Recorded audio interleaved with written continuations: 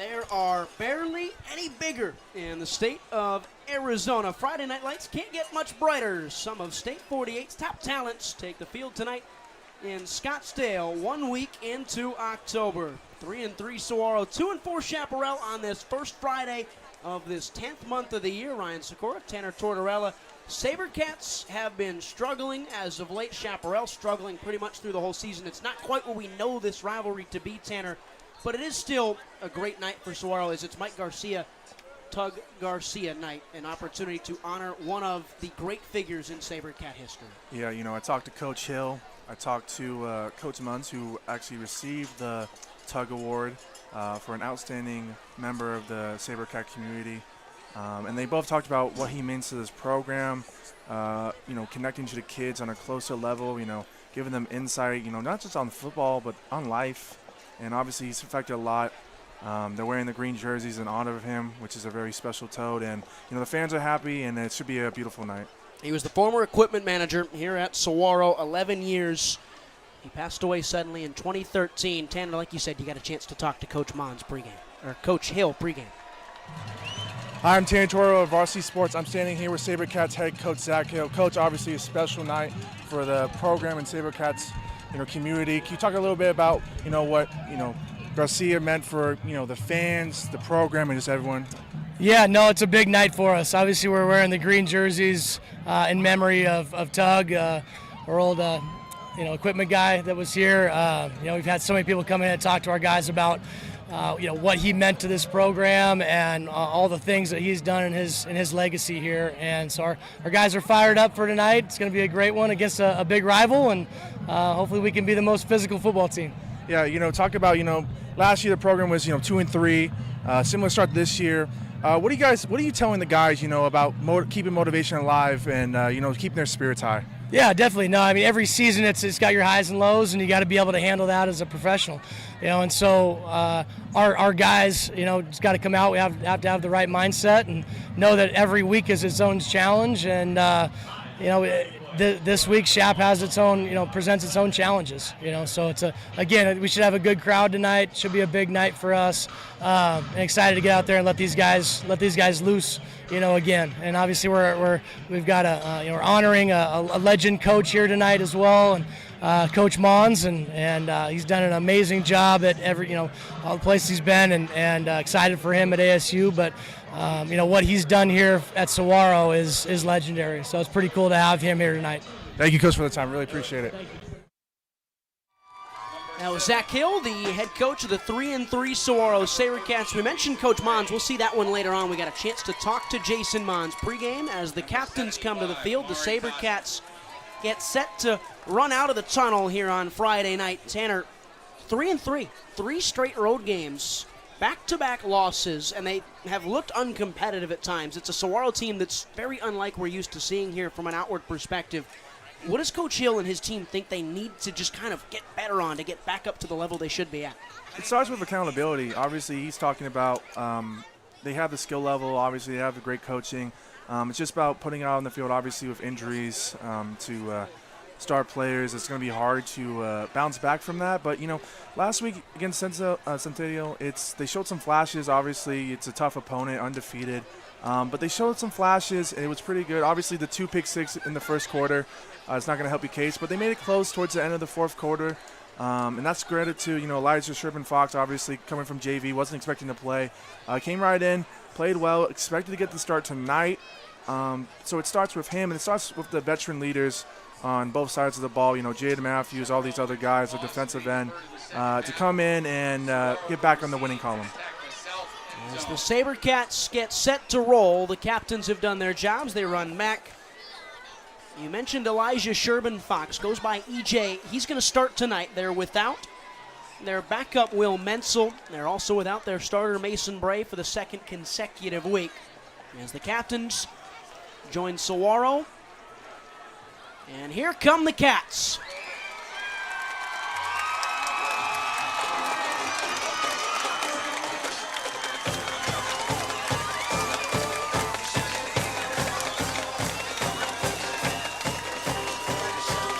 Wave the flag in front of their rival Firebirds, who are already out there. An expect a lot of that tonight. It's a rivalry game. It's normally one of the highly touted games of the week whenever it rolls around. This week it's more about the fire, the passion that this game here tonight between two of Scottsdale's premier programs will be played with tonight. You throw everything out of the window, every cliche in the book to describe this one. At 3-3, back home in front of the student section wearing green tonight to honor one of the greats of this school. We'll talk about him so often here this evening. Saguaro will return the opening kickoff as Chaparral will kick it away with Braden Baker, the sophomore. It's Dickerson, and it's Matthews back to receive. Sit down and watch football. We are underway in Scottsdale. Into the end zone goes Baker's boot, and that's where Elijah Sherman-Fox will get going as he starts tonight for the first time in his varsity career. We were actually pretty blessed to actually call one of his games at JV level.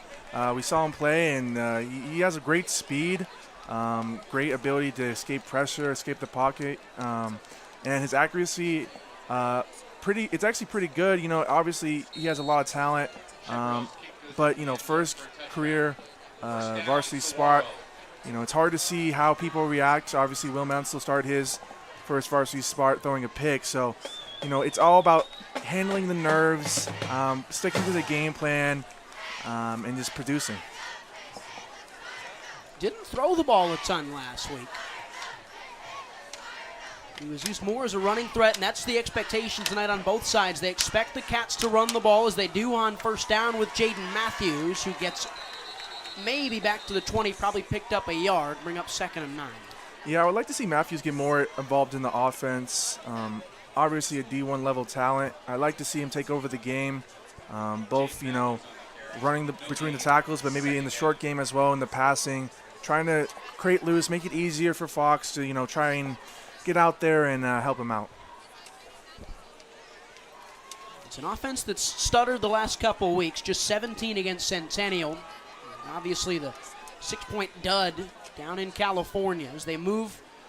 In motion goes Bryson Dedman. They get him a touch. He's electric with the ball. Bryson Dedman down the far side into the Chaparral sideline, and for a first down goes the Basha transfer.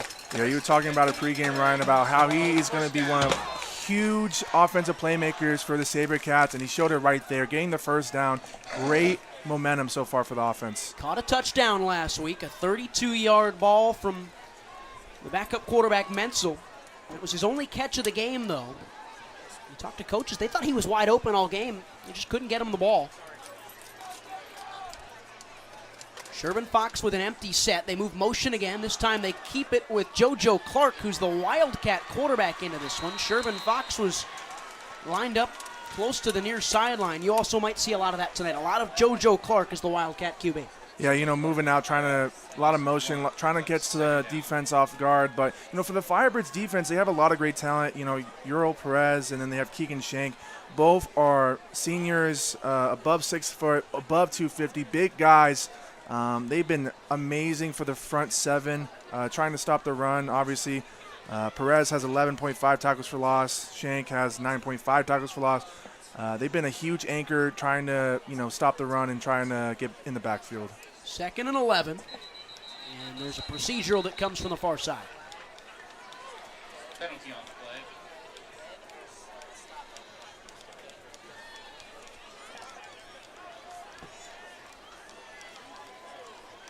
Penalty is illegal procedure on Saguaro. Still 2nd down.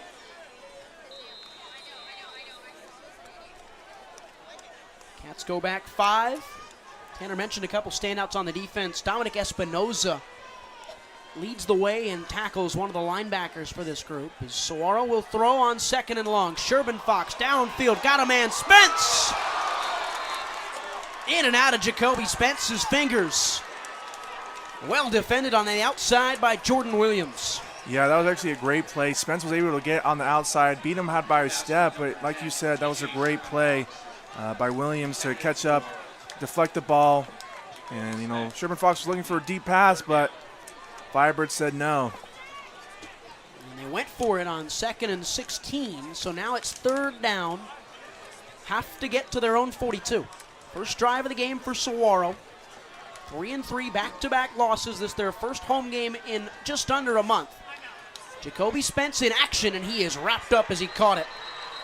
A thunderous tackle from the Chaparral defense in white. Yeah, Spence tried to get loose, but Firebirds read that all the way, read the bubble screen, and just got back in the backfield, and Spence had nowhere to go, forcing the punt.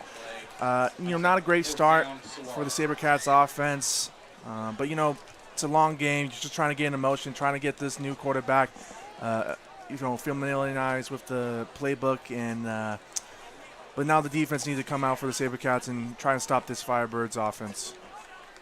We've got 2 return men back there. Williams is one of them. The other looks like it might be Plaz Johnson, the Arizona State commit. As James Hall lifts it into the sky, and it's towards Williams. Takes a friendly SaberCat hop and settles inside the 35, and that's where Luciano Mata and this Chaparral offense will get going. Mata has kind of taken over this starting role after the departure of Marcel Jones middle of the season. Yeah, Mata's been actually very impressive. 5 touchdowns, 2 interceptions, over 500 yards. He's been a great job to acquaint himself with the starting role. Obviously a 2-4 record. Struggled offensively, playing some tough opponents. But I've liked what I've seen from him. And I like to see the SaberCats trying, get in the backfield. They have a lot of great, front 7 guys that are able to bring the pressure and overwhelm the Firebirds offensive line. Remarkably accurate, 67%. That seems to be his game. 1st and 10 for Shep. They throw on 1st down out into the flat. It's caught by Titus Gomez, and down the far sideline, he goes to the 50. And that'll take some air out on play number 1. Yeah, that was great speed by Gomez, just, getting the outside, and there was many, SaberCats defensive backs, but Gomez just kind of ran past him and got the 1st down. And there was a penalty out on the far sideline right where they were blocking for the screen pass, and there'll be a hold on the Firebird offense. Maybe that's why he was able to get past the SaberCats defensive backs.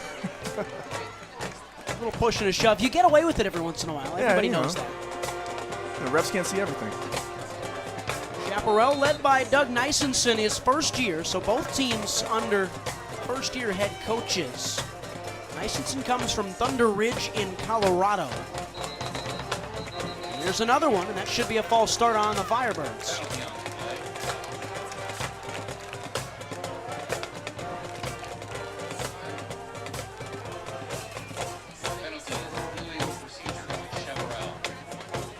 Yeah, ugly start for the Firebirds. Back-to-back penalties, especially after getting the 1st down.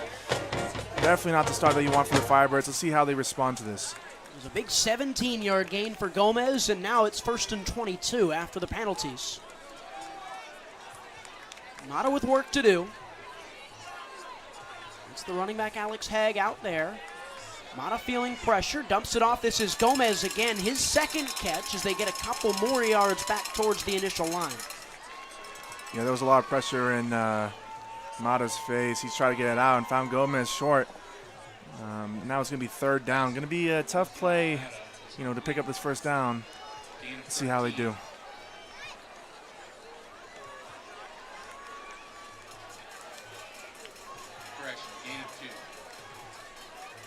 So just a pair. Let's see how this Saguaro defense holds up this week. They have given up 90-plus points in the last 2 weeks, and this time they're all over it, leading the charge. Trey Morrison helping out at the end. Jonathan Gallardo got involved.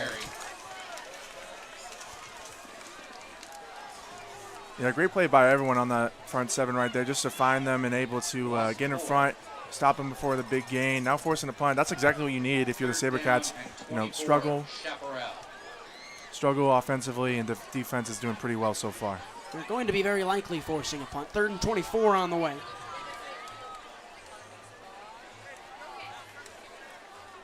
As they set him on the 18, got to get to the 42.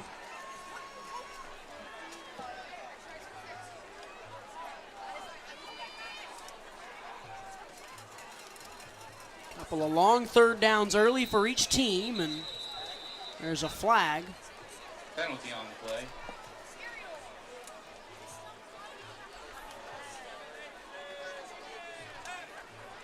We'll go on the Firebirds once again, so they will continue to step backwards.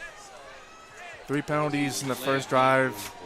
Just not ideal, obviously, for Coach. 29 yards to gain for Chaparral.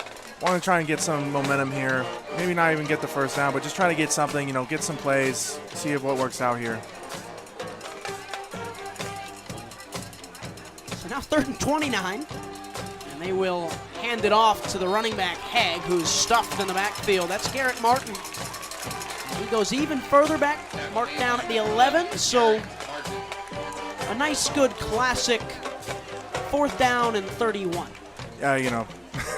Just a lot of penalties, but great job by the SaberCats defense, obviously reading the play really well. Firebirds struggled to even get past the line of scrimmage, but obviously penalties, the Firebirds need to cut that off because you can't beat yourself. You got to let the other team beat you, and they didn't do that right there.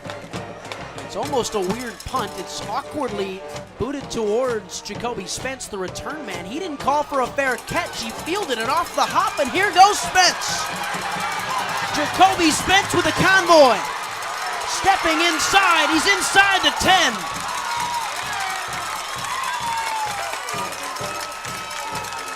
That was a great block by Joseph Clark on the outside on the sideline. Allowed Spence to cut back inside, get the extra couple yards inside the 10.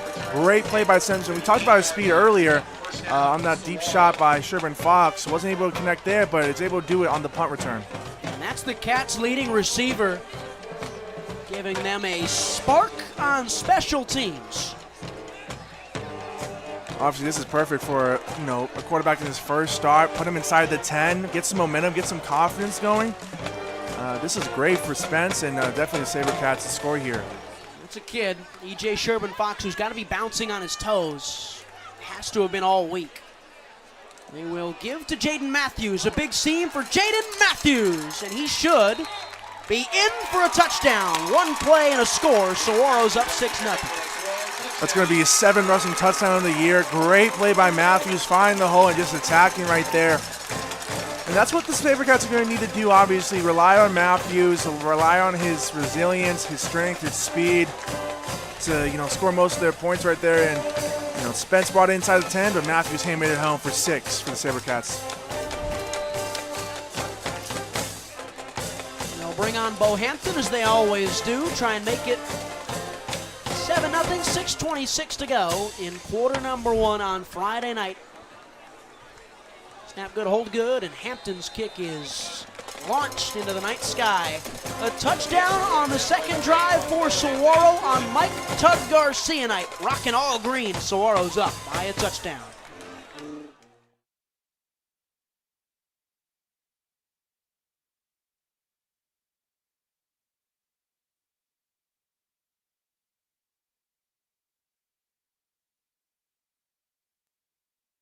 Hey guys, Vince here to talk about Angel Dentistry. It's where my wife and I have gone for over 10 years, and we trust them with our routine and extensive dental care because they care. Dr. Amber Angel is an Arizona native, born in the town of Miami, and has been practicing in the Valley over 20 years. For general to comprehensive dental services, call 602-788-2008. Located off of Cave Creek Road just north of the 101 in North Phoenix. Angel Dentistry, proud supporters of our young people and proud partners of the Varsity.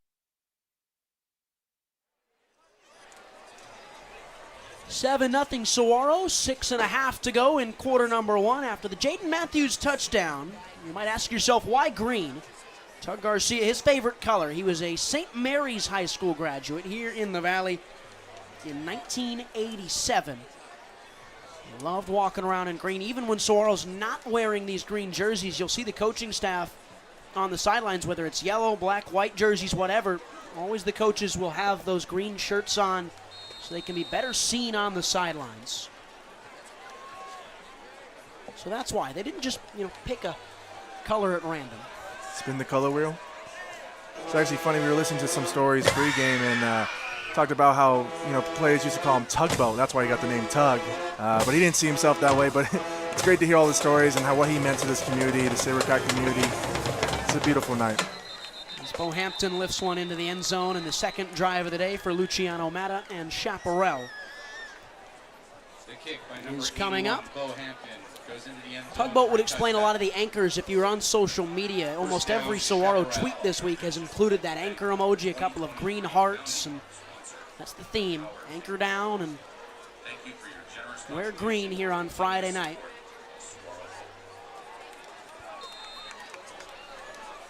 In some ways, it's one of those rare ones where you mix the two together. It's a big rivalry game between the two premier programs in their city of Scottsdale, and then you throw this one in as Mata hands off to the tailback and spinning free before being brought down. That looked like Alex Haig once again. You know, it's interesting. You know, these are two, premier historic franchises or, schools. And, obviously the records don't showcase that. But, Saurora's had a really tough schedule playing Basha, losing the Centennial, going to California. And, you can look at Chaparral and see, they were 3-7 last year. Obviously, they back-to-back, mediocre years. But if you're the SaberCats, you can't look at it like that. Obviously, you are what the record are, and you're only a game better than them. So you got to come out with some fire, some energy, especially in a rivalry game. Running back on that last one was actually Deshaun Smith. A 4-yard gain for him as there's a quick out to Hunter Woland, and Woland is dropped in the flat. Goes backwards a yard or two. We'll set up 3rd and long. Woland has kind of become the go-to guy on the receiving end of things. There was a lot expected of Plaz Johnson this year. 3-star, plays both sides, will play DB, will play wide receiver. He's going to play as a corner, presumably at the next level at Arizona State. But he's been out for a period of time, and Woland has stepped in, leads the team in receptions on the season with 20. They get 21 after that one. 3rd down, and we'll call it 6 or 7. They bring pressure. The quarterback is hit as he throws, and Matta got lit up on the outside. Morrison and Martin came crunching in, and they force another punt. Yeah, Morrison just came off the side, and no one really blocked him. Had a free run to the quarterback, and affected that pass for incompletion right there. Back-to-back stops, obviously great. They struggled the past 2 weeks, obviously, letting 47 points in the last 2 games average-wise, and it's good to get these 2 stops back-to-back and obviously give some leeway to Sherburne Fox.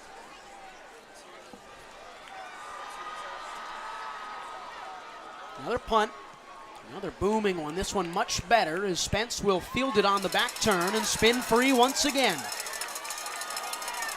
And he throws a violent stiff arm at the 40. He's dragged backwards, but probably they'll mark him at the 41 after that return.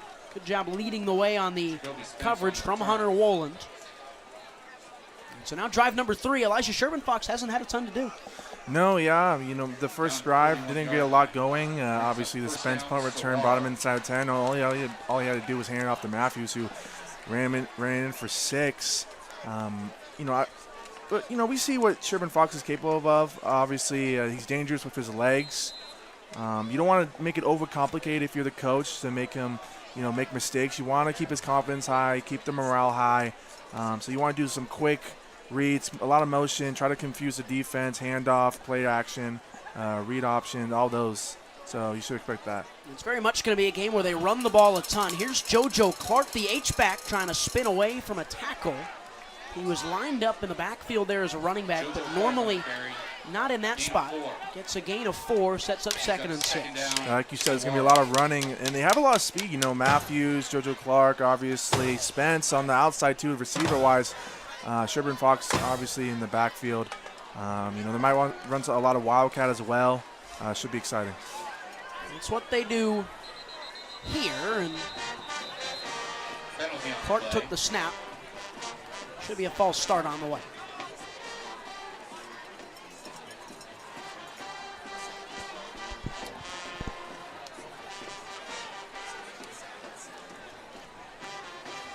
Penalty is waved off. And they picked up the flag, and Still 2nd down. Sherburne Fox will stick back out there. They bring in Alexander Bull. Without a catch this year, he's number 80. He's going to go to the top of your screen. They go Wildcat again. Sherman Fox standing at the 40 on the far side, and JoJo Clark with a big load of linemen in front of him. Reads the room and bursts for a first down and more. Throws a guy at the sideline, and JoJo Clark getting going in quarter number 1. Yeah, he got some speed, but you saw at the end of the play, he got some strength too. Just shrugged him, just completely threw him to the sideline right there. I like the attitude. I like the speed so far in the play. Great blocking on the outside to get the clock the holes, gave the first down, get in Firebirds territory. Great play call and great play by Clark. This is going to be one of those games you get the feeling if you're Saguaro, it's going to be a lot of smash mouth football up front.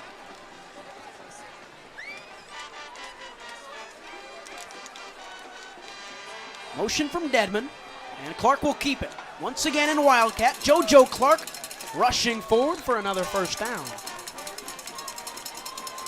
There's that motion you talked about, that misdirection, try and get eyes going one way. You know, they did it before, even before, you know, Mason Bray's injury. They did a lot of motion, a lot of short, you know, quick plays, pre-snap. You know, keeping the same tempo, just, you know, different play calling, more focusing on the run with Matthews and Clark as well, again getting the first down with his amazing speed. Only stands at 5'9", but he packs a punch with his 190-pound frame, able to shrug defenders, break some tackles. Great play by him so far. I'll give him a break as they put 2 running backs in. Jacob Brown, his first time on the field.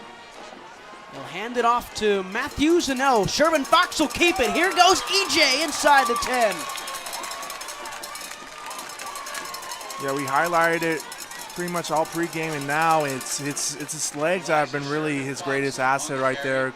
Able to, you know, fake the handoff, read the defense well, find the hole, get inside the 10-yard line, and that's what the Sabercats going to need to do. A lot of misdirections like we've been talking about, whether pre-snap or just at the hike of the ball. He's been really great so far. Still here in quarter number 1. This time the handoff comes to Matthews. Already 1 rushing touchdown today. Did he get in for a second? No, he's a yard short.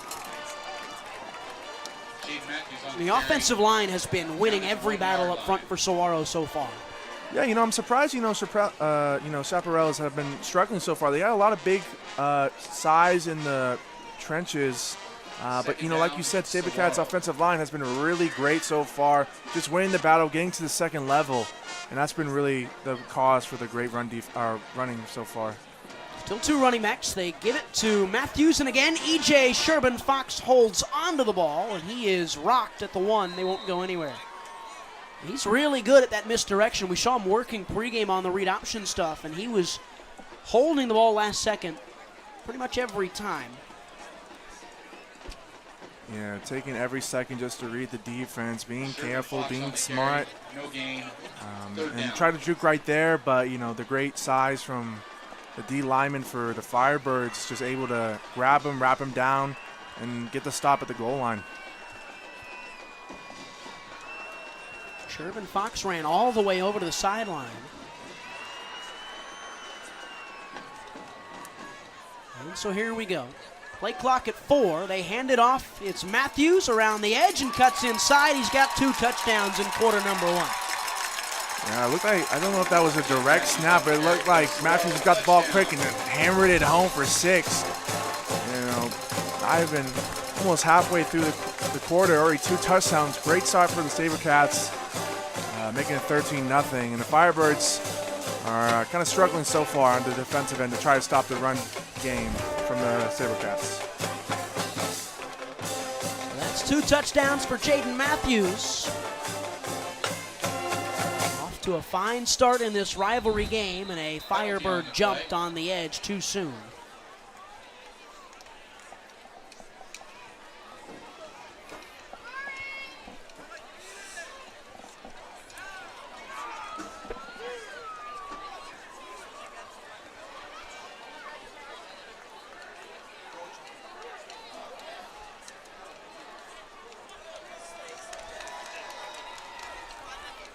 Cats have thrown the ball downfield once through the first 11 minutes of this game.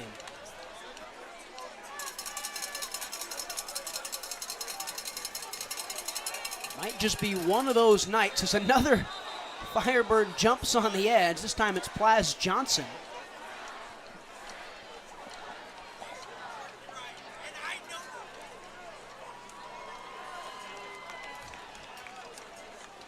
And they'll redo it again as Zach Hill denies the penalty once again. Third time's a charm, as they always say. Let's see if Bo Hampton gets a chance this time. He will. And he puts it through. Smash mouth football to start the night for the SaberCats. They're up 14 with a minute to go in quarter number 1.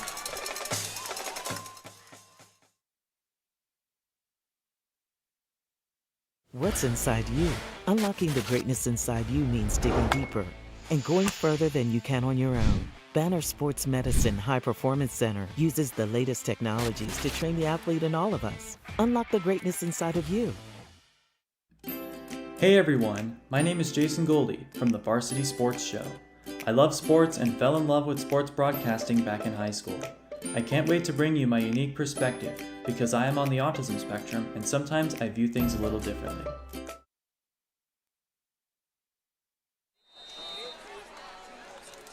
Back here, closing stages of quarter number 1. 2 touchdowns for Jaden Matthews to open us up. And this defense for Saguaro's looked pretty good as well to pair along with that rushing attack.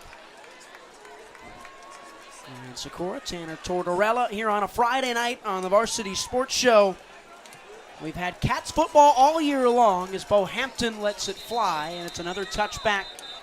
And once again, another chance for this Firebird offense to get going. Saguaro, both sides of the ball. We've touched on it in the offensive end, but defensively now too. Really, really good job in the trenches. Yeah, they got a lot of experienced guys. Just every position you can look for. The leadership has been really great for them to keep them accountable, obviously, through this rough stretch. And right here, back-to-back 3 and outs. Now they're trying to make it 3, but for the Firebirds, they haven't even got a first down yet. They had one on the 17-yard game by Gomez, but that was called back for the holding. So they want to try and get a clean drive if you're the Firebirds. And there's more good pursuit on the front. Owen Pimbert got into the backfield and dropped down the tailback. It was Alex Haig on the carry. Pimbert's having a really great season, obviously. 33 tackles, a tackle and a half for a loss. But he's also in coverage as well, 5 pass deflections. He's really been doing everything for the SaberCats, asking him to do whatever he's asked and able to do it well. Had an interception earlier in the season against Basha, which that linebacker crew asked to do so much with Pimbert, Clark, and Trey Morrison, who had the big pick 6 a week ago. Motion from Gomez. Probably the last play of the first quarter. Mata towards the outside, has his man, and that's the closest to the marker Chaparral has gotten tonight. Good catch by Tristan Armstrong, his first touches. And now we might have time to get one more plan with how quick that one moved. Yeah, Armstrong just a quick out route to the sideline. He was able to use his speed to turn and get a couple extra yards to make it 3rd and short. And that's what you got to do for the Firebirds. Try to get the ball out quick because the offensive line has kind of struggled to, give, Mata a lot of time to throw the ball, find, his receivers in the rotation and out in coverage. But that's what they're going to need to do more often, just quick passes on the short routes. And we will go to quarter number 2. So Chaparral finally getting some movement, but down 2 scores. 12 minutes into this one on Friday night. Saguaro and Chaparral, a rivalry as long as we've been around.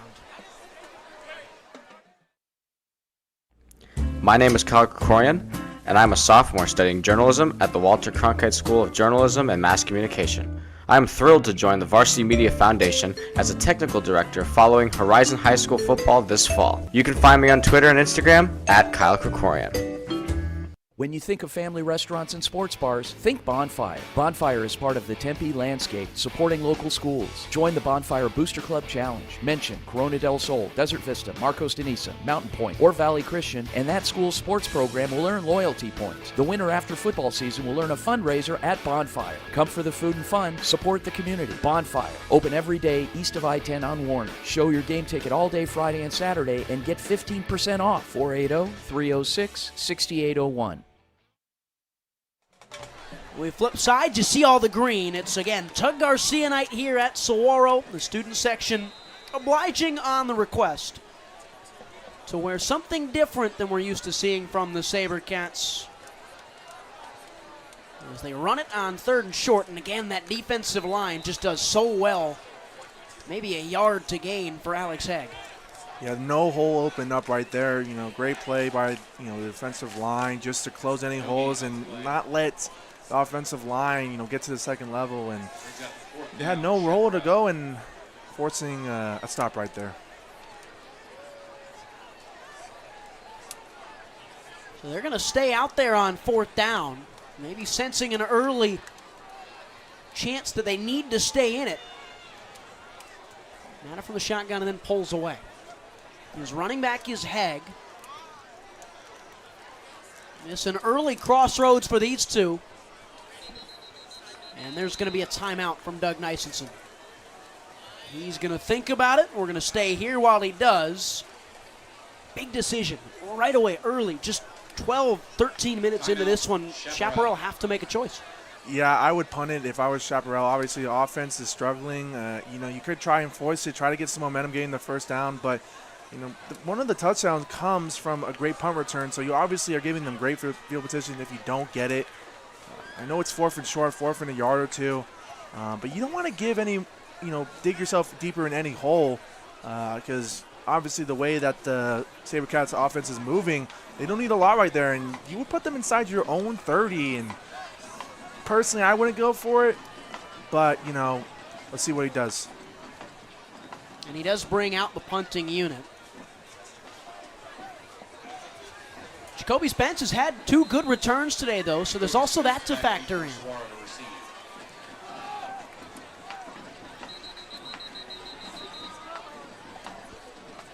And the referees will stop play.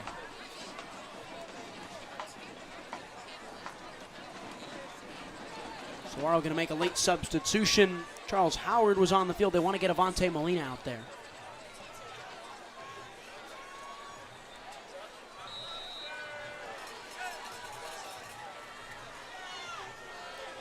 This punt boomed over the head of Spence. That might get a friendly roll. Jacoby might have to field this one as he doesn't do a great job and is tackled about 6 inches shy of his own end zone. That was as good as he can get. Spence has been having a great game on the punt returns, but just a crucial mistake right there. Pinning yourself deep in your own territory. You don't want to give the Fibers any momentum, and that will do it. Just pinning yourself, like you said, within 6 inches. Don't know what he was trying to do there. Obviously, he was hoping the ball would roll back for a touchback, but the bounce was starting to slow down. He kind of looks like he got scared, tried to pick up the ball, but they were there to tackle him. And that's one great punt from Christian Camerata.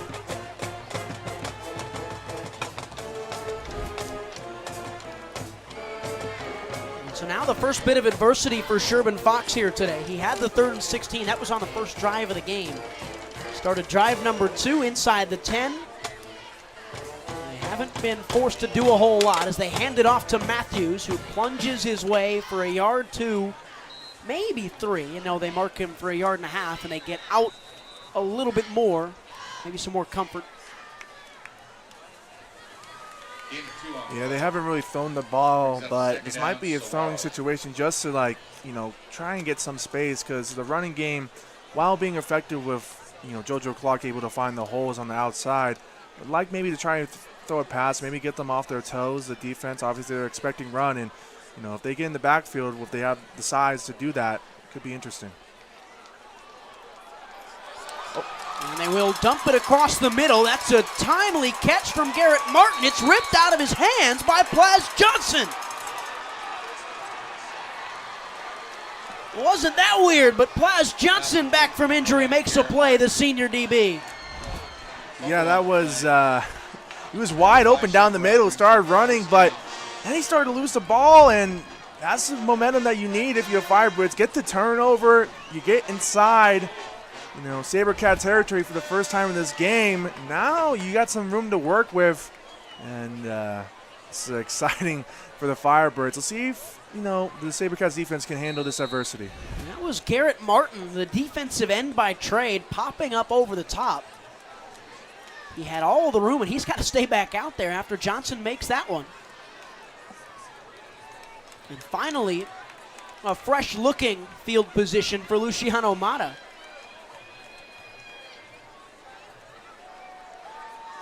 He's got time. He's going to unload. It's into nobody, and that hits the turf.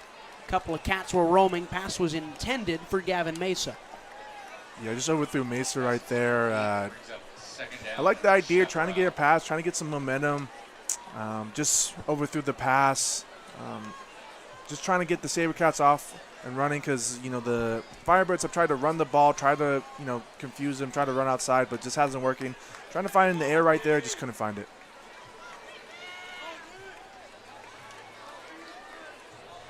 Cats Joe with a blitz, and they rush on the edge. That's big 99, Jonathan Gallardo. Gallardo just got there quickly. Like we've been saying, the Firebirds offensive line has struggled to maintain the SaberCats defensive line. You saw right there, just got straight into the backfield, brought them down. That's going to be 3rd and long. Let's see how the Firebirds respond. Obviously, you're gifted great field position. It'd be a shame if it goes to waste. Yeah, they probably only needed about 5 or 7 yards to get into field goal range. Now they're very much out of it from their own or the opposition 39. Mata on 3rd and 13. Not great offensive line work. He wraps away, and he throws it away after that. He overthrew Tristan Armstrong, but somehow he got out of the grasp of the oncoming pass rusher. C.J. Nunnally couldn't bring him down, and neither could Owen Pimbert. Yeah, it was a great play by Mata. Just to escape the pressure, get outside the pocket. He's not known for throwing on the run right there, but tried to make something out of nothing. Was looking for receiver near the 1st down marker, but just overthrew it, obviously, with a lot of pressure. Now 4th down. And it's from the 39, so you're probably too close to punt here as well. So you might have to be forced into a situation, and they are, where the offense is out there still. You've got to get to the 26. Mata will tuck and run. He's got room. He's going to try and make a man miss, and that's clean textbook tackling from the SaberCats linebacking group. Owen Pimbert once again. Yeah, Mata tried to get the SaberCats defense off their foot, but Pimbert read it all the way. Mata had really no shot getting the 1st down there. Just try to get a couple extra yards. SaberCats are going to start on their own 30, so it should be interesting to see how Sherber Fox is able to maneuver through this. And they haven't had to give him too much. We said that in the last drive, but it has been steady running game. They've put a lot of Wildcat out there with JoJo Clark. We've seen 2 running backs when Jacob Brown gets into the game. It's a very planned game plan so far, very calculated from Zach Hill and his staff. Yeah, only 2 passes, one to Spence that was over his head a little bit, and then Martin with the short pass, but then fumbled on the carry afterwards. But so not a lot of throwing, but decision making on the read options obviously has been a huge part, and he's been smart, able to keep it. Penalty on the play. Delay a game on Saguaro. Delay a game on the first play of this drive.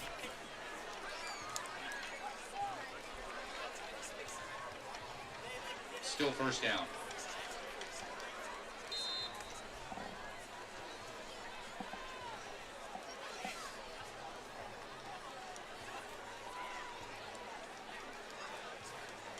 It remains 1st down.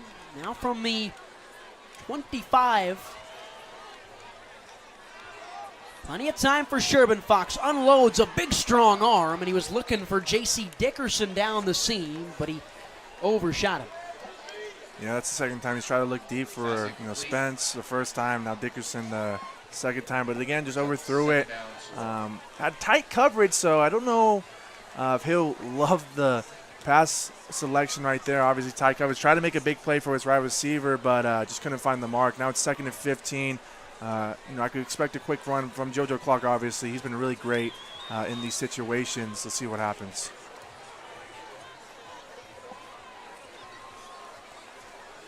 Now 2nd down. They will give it to Clark. Can he get the edge? He steps away twice, but then gets wrapped through, and now there's a group ushering him away. He still gets free. And somehow, through all that, JoJo Clark might have gotten a yard. He broke like 5 tackles, only was able to, like you said, get a yard, but he ran like 70 right there, looked like, just trying to break tackles, avoid. He got stopped by, it looked like Dominic Espinoza in the backfield, but was able to break the initial tackle, and then chaos ensued. But now it's is it 3rd down? It's 3rd down. So it's going to be a big test for Sherburne Fox here. It was one of those where you run one sideline, run the other, and then you wake up and you go, I've only gone forward a little bit. They actually didn't give him a yard at all. It's still 3rd and 15. Sherburne Fox escaping, evading, and stepping up, and can't even get back to the 30. He's down a yard short of it. It's going to be 4th down and 11. Yeah, Sherburne Fox felt the pressure right there, tried to escape, straight down the middle, but linebackers for the Firebirds were right there to stop him for the short gain, not forcing the punt. But that was a great stop for the Firebirds. Obviously, Sherburne Fox looks for deep on the first play and then able to read the short pass, short run situations. Been great play, great defensive play by the Firebirds. That's the most uncomfortable the SaberCat offense has looked. First punt for James Hall since this first drive, and he lifts one high into the sky. It's into the hands and immediately stuffed by J.C. Dickerson on the coverage. Yeah, it looked like he was trying to rip that ball out, trying to make a play happen for his team. Just wasn't able to get it. Interesting to see how the Firebirds respond here. Your defense are getting a couple of stops. You want to try and get some points. Obviously, we're gifted great field position on the last drive. Wasn't able to do anything with it. Let's see what they do here in this one.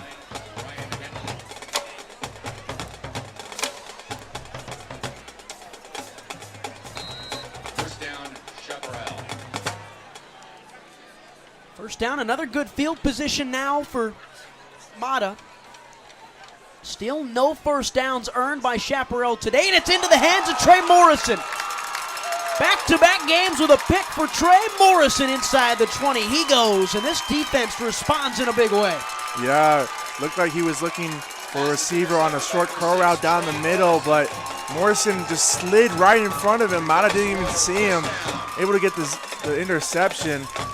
The second, of the year, back-to-back games, like you said. Great momentum shifter right there. Obviously, the offense was stuttering a little bit. Defense comes in a huge way, puts them in Firebird territory right on the 20. And again, for the second time today, it's an opportunity for E.J. Sherburne Fox to start inside the red zone.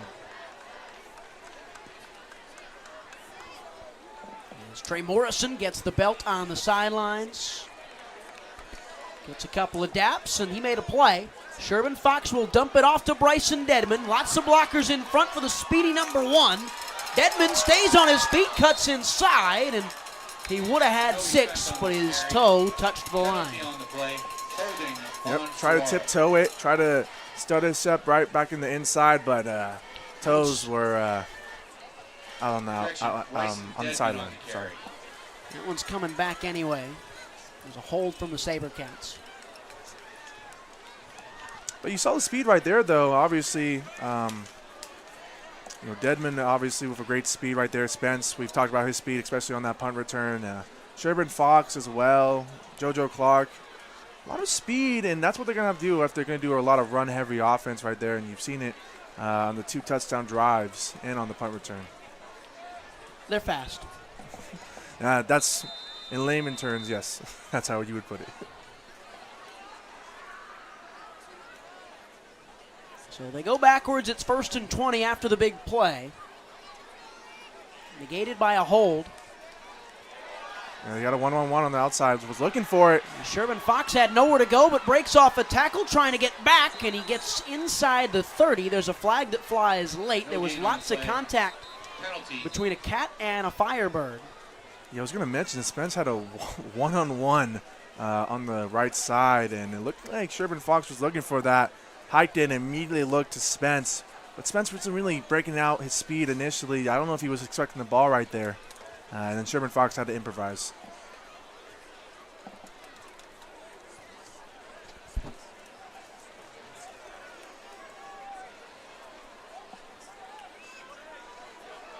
Penalty is holding on Saguaro.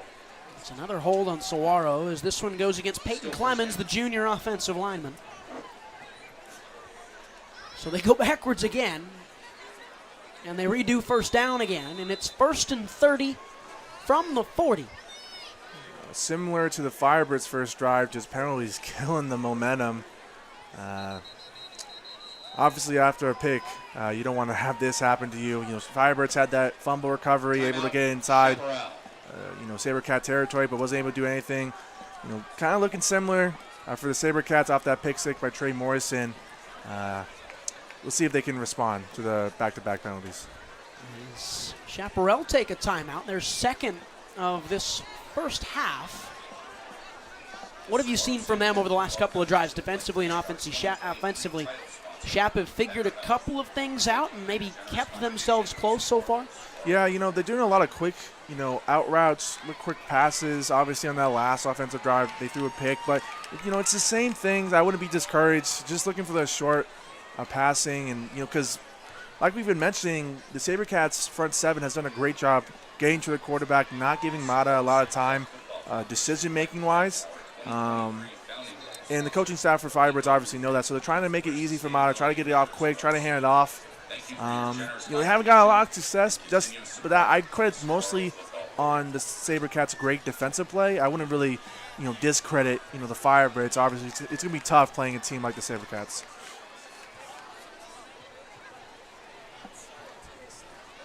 You got a go-to play on 1st and 30, Tanner? Probably, just a quick QB draw. 4 verts like it's Madden, as they will dump it outside. A one-handed grab from Dedman, and that's what you do on 1st and 30. Bryson Dedman spinning away, and he toes the line and once again steps on the white. But you draw that one up, and it goes perfectly for Zach Hill. Yeah, Sherman Fox trying to throw it on the run, threw it a little behind Dedman, but like we saw on the film right there, he caught it one-handed, was able to regain control and started dancing towards the sideline, showcase his speed right there. Like you said, stepped out again, trying to tiptoe, and might need to take a little bit, ballerina class. Try to get the balance right on the sidelines, try to keep his toes within the boundary. A lot of guys do that, Yeah. A lot of NFL guys will take, ballerina and dance classes to get those fleet feet. I don't know if yoga helps with your footwork. Well, flexibility-wise, Maybe. Obviously when you're hind toes, I try to do it right now in the booth, but try to keep your toes high. It's a lot. Plays blown dead. Another flag coming. Delay a game. That's been a problem today. Already the 3rd or 4th delay a game for Sherman Fox, who's still trying to get the shoulders loose and get comfortable. First varsity start, obviously a lot of nerves, a lot of, anxiety maybe within him. But, he's played pretty well so far. But, obviously time management is an issue that he's going to have to work on.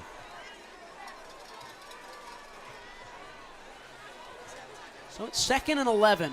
This is already the 5th play of this set of downs. As here we go with JoJo Clark out of the Wildcat, breaking every tackle. And he stepped out again. This sideline has been unkind to the SaberCats in the first half. I don't know if that's regulation painting right now. Might have to check.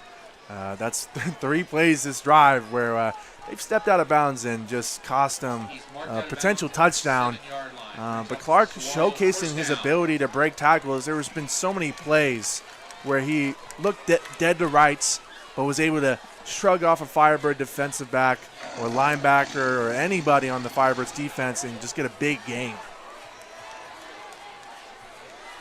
So that's a first down run, sets up 1st and goal. Motion at the line of scrimmage, and another player jumped. It looked like 2 guys on either side. And they'll go false start on the offense. Penalty is penalties have been a season-long issue for the SaberCats, and showcasing again right here, especially on this drive as well. Just a lot of holding penalties, delay of game. They're right there for the false start. That's definitely going to be a point of emphasis that Hill and the coaching staff are going to drill into this offense. Just too many. They're still trying to figure it out. Clark's the quarterback in Wildcat. Here goes JoJo Clark behind some blockers, breaks another tackle and another, and is finally brought down inside the 3. It's a hard shoulder from Jordan Williams. JoJo Clark on the carry.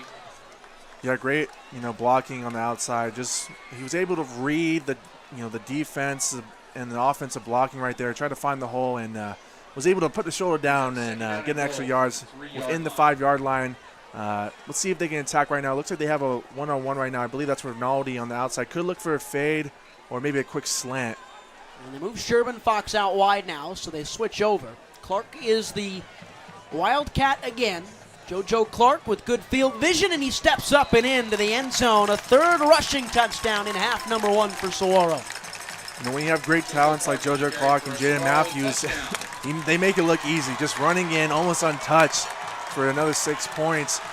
Jaden Matthews, too, JoJo Clark wanted to add his name to the touchdown list, able to add 6 for the SaberCats, bloating the lead 20-0. Well, and that number 4 looks like Cam Scottaboo out there. Star Arizona State running back who's making waves nationally. Punt, pass, and kick. I was about to say, maybe we put Joseph Clark back in the punting unit. Bohampton's kick, tall and true. It's 21-0. 5:37 to go. First half on Friday night.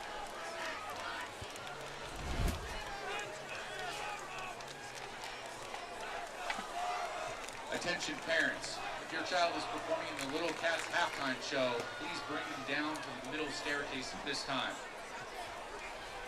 Saw that replay.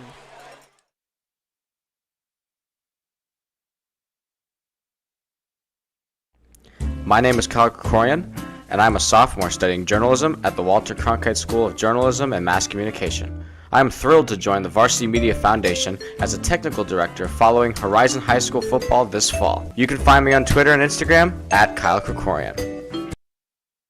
The hottest show covering Arizona high school football, Varsity Live. Do you want to hear from players of the week and our own analysts covering all of varsity sports games? We bring you pre-game previews and post-game recaps every single Friday night, wrapped up all into one show called Varsity Live. Tune in at Varsity Sports Show on YouTube Fridays at 6:30 p.m. MST for pregame and 21-0 your score. 5:37 to go. Quarter number 2 as that one dribbles out of bounds, and that'll be good starting field position for another drive for Luciano Amata and Doug Nisenson and this Chaparral Firebirds team that's 2-4 on the season.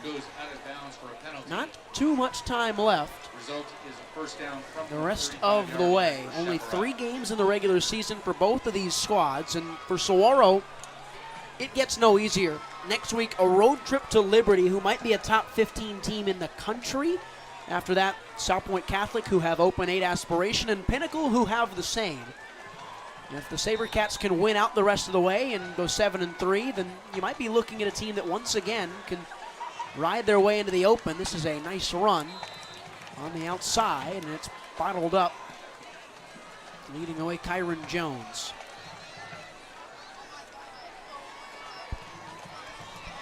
Chaparral have Centennial next week, who, as we know, gave Saguaro some trouble last time. And then they play Liberty, and then they play Boulder Creek to close out the year. 2 6A teams in the Northeast Valley.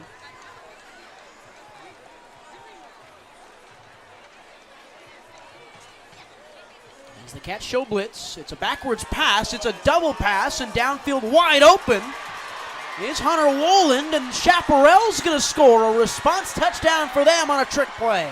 That's exactly what you need if you're Firebirds. A quick trick play, double pass right there. Able to find him in the seams wide open, and he was able to do the rest. Hammering home by himself on the sideline for 6 points. Great response for the Firebirds, scoring on the first play. Finally taking advantage of the good field position. Definitely what you need if you're the Firebirds. And the SaberCats, obviously not what you want if you're Coach Hill.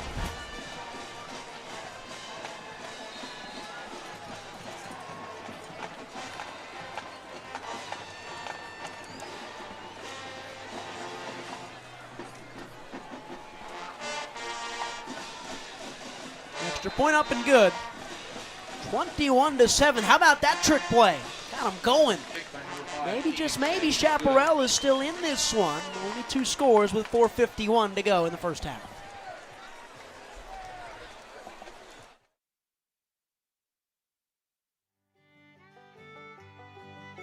Hey folks, J.R. Lambright here, special field correspondent for the Varsity Sports Show. Join me every Saturday from 8 to 10 a.m. Pacific for JR's Texas Tales, where I share stories of Texans who triumphed over adversity and gave back to their local communities. Tune in for a bit of Ready edification on KDUS AM 1060, Arizona.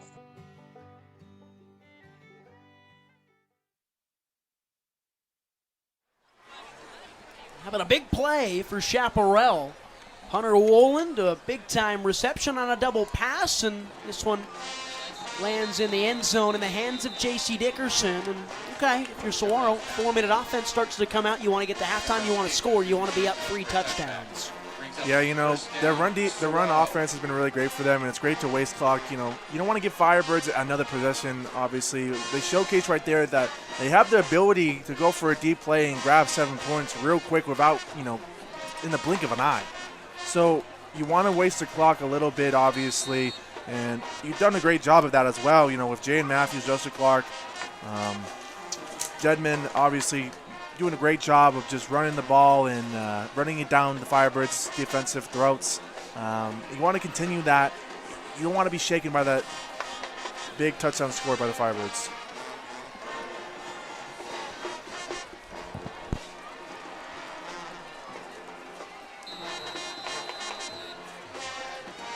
Looks like another flag. It was on the SaberCats again, just so costly. It's already 8 or 9 in this game. Especially after a Firebird score, you don't want to give them any, help. Obviously, in the last drive, they were able to score, 7 points on a touchdown, but you don't. After the momentum could be on the Firebird side, so you don't want to help them.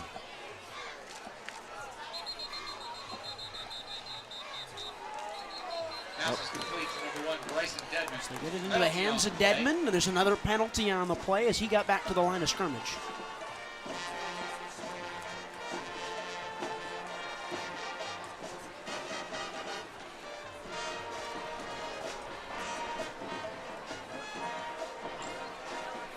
Looks like it's going to be a personal foul on the Firebirds right there. Can't have that if you're the Firebirds, obviously. You get some momentum, finally score a touchdown, starting to look up. SaberCats get a penalty, and then you do that. It's giving them a first down, giving them better field position. It's costly if you're the Firebirds.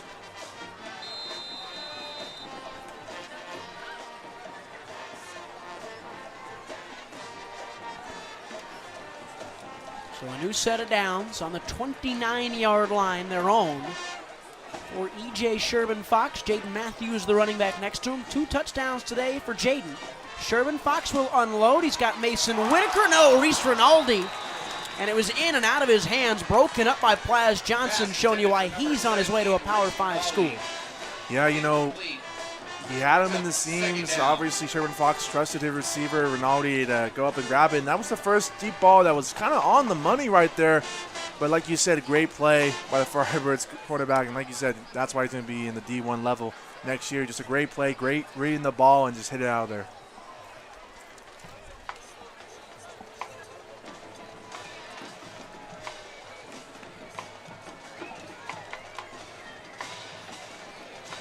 Second down and 10. They move motion for Matthews. It's a swing pass, and Jaden gets it. Can't make anybody miss, and Plaz Johnson leads the way. Yeah, Sherbin Fox threw it a little behind him, forced Matthews to kind of reach back and try to grab it.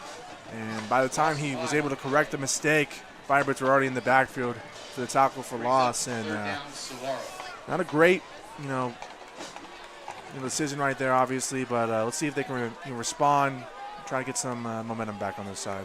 Hasn't been the best quarter for Saguaro, quarter number 2. 3rd down and 15 for Sherbin Fox. The junior third-string quarterback. He's behind Mason Bray, the senior starter. And there's a wide open man. It's Dedman down the seam, and he just couldn't collect himself to make the play. That looked like a good throw and a good route. Just not on the same page for the final touches. Yeah, Dedman just out of his reach just by a little bit, though. I'm liking the confidence from Sherbin Fox. He's obviously not afraid to go deep. Just hasn't been able to, accuracy-wise, able to put it on the money. And now you're giving the ball back to the Firebirds with under 4 minutes to go. Still plenty of time. It's going to be interesting to see how the defense responds. Obviously, letting out that deep touchdown pass last drive. you need to stop here because if they score again, it could get ugly. In a much better second quarter from Chaparral. 2-4 this season, trying to find themselves as Hall booms a punt into the sky. Great hang time. And it bounces kindly inside the 35 for Luciano Mata and the offense. They scored on the last drive, a trick play. Now can they do it the tough, hard way where they have struggled tonight? Yeah, I like some of the play designs from the Firebirds. Obviously, just a lot of quick passes, but just have been able to, execute. The run game's kind of been non-existent because of the front seven's ability to get in the backfield and winning the battle in the trenches. It's made Mata and the Firebirds offense just life very difficult, and like you said, it's going to be a lot more difficult to score without, maybe a trick play. They might throw a little bit more here, try to get some misdirection like the SaberCats have been doing on their offensive possessions. It's going to be interesting to see. Are you thinking about the clock here at all? If you're Chaparral, maybe you don't want to give Saguaro too much time if you can't get the first down, as here's the tailback Hegg, and he is stuffed, as has been the case all night. C.J. Nunnally leading the way. Yeah, Nunnally, it's just one of the few names, or I should say one of the many names, that have been able to showcase themselves in the front seven, just stopping the run, able to get in the backfield. Obviously down 21-7, you might have to look to pass, but like we said, the defensive line for the SaberCats have just been winning the battles, giving Mata no time to look at his routes, try to get some big plays here.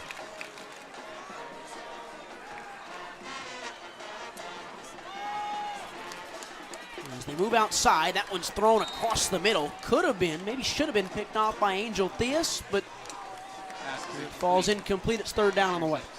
Yeah, Theus had his hand on it, but his body was moving in the opposite direction. Just tipped the ball. And Mata was trying to look, running outside the pocket, trying to throw in the run right there. First time threw it way out of bounds. This time almost threw a pick right here. But he's forced to leave the pocket, obviously, because of the great pressure from the SaberCats.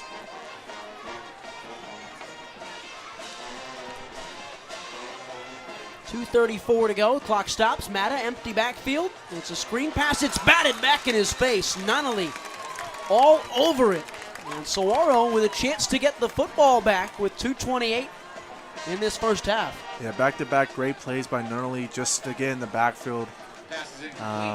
Obviously on the run, and then right there reading the screen pass, deflecting it and forcing the punt. And like you said, Ryan, you got to be worried about the clock here because you're giving the SaberCats plenty of times with their offensive weapons to score again before the end of the half.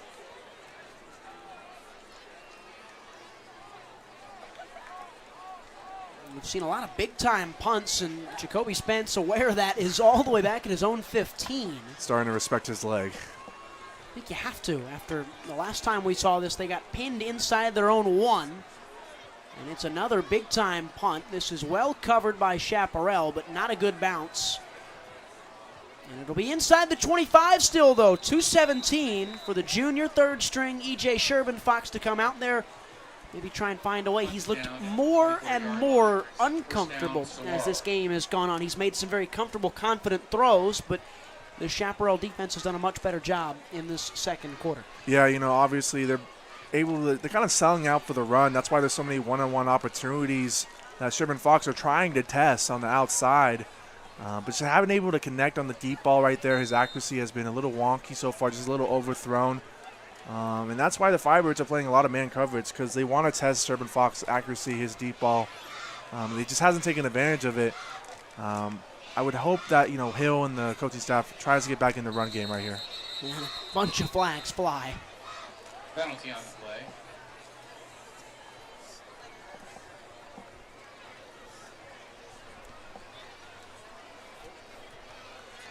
It's on Chaparral. I figured it with how much of the flag problem has been on Saguaro tonight. I was going to ask you, Tanner, and I still will, I guess, because it's still been a problem. How do you fix penalty problems? You're 6-7 games now into the season. They should be gone for a lot of ways. For a lot of teams, they would have loved to have cleaned it up by now. How do you fix those as Jaden Matthews rumbles forward for 7, and maybe actually not 7, a couple less than that, but sets up second and short? It starts in practice. Obviously, you want to, if you do it in practice, like you get caught holding in practice, you're going to get caught in the game. It starts with accountability. Obviously, coaching is number one. That's why coaches always say that it's on them. When there's a lot of penalties, obviously they got to clean it up. It starts with leadership and accountability, obviously, and they just, struggle to, put that into action in game-wise. As here goes Sherbin Fox. There's another flag in the backfield. As of now, he's got the first down, but this one probably coming back as if on cue. And obviously with, injuries to, your main playmakers, you're throwing in people that aren't used to this type of environment, it's going to lead to, a lot more mistakes, a lot more penalties. So, there's a lot, coaches can try and drill into kids' heads, in practice and, when you're on the JV level and, playing football your whole life. But when you get out there, mistakes are inevitable. So it's kind of hard to, put that into action. But, injuries obviously have not been the greatest, help for that.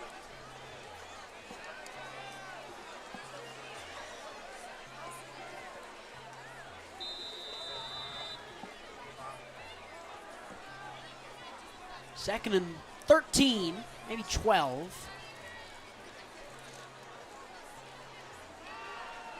Sherbin Fox will tuck and look for space as he tries to break some tackles, and he's going nowhere. A wall of white stood in front of him, and it's led by Dominic Espinosa. And finally, we see Uriel Perez pop up. Sherbin Fox on the carry. Yeah, it looked like Sherbin Fox was initially trying to go left, saw the hole wasn't opening up, cut back to the right side, try to make something out of nothing right there, but Firebirds was able to read that out very well and forcing the stop right there.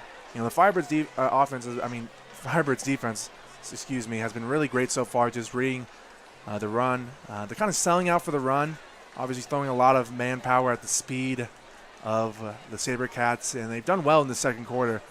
Stopping all momentum on the ground game. Does the offense feel a little one-dimensional, even with the third-string quarterback out there from Saguaro?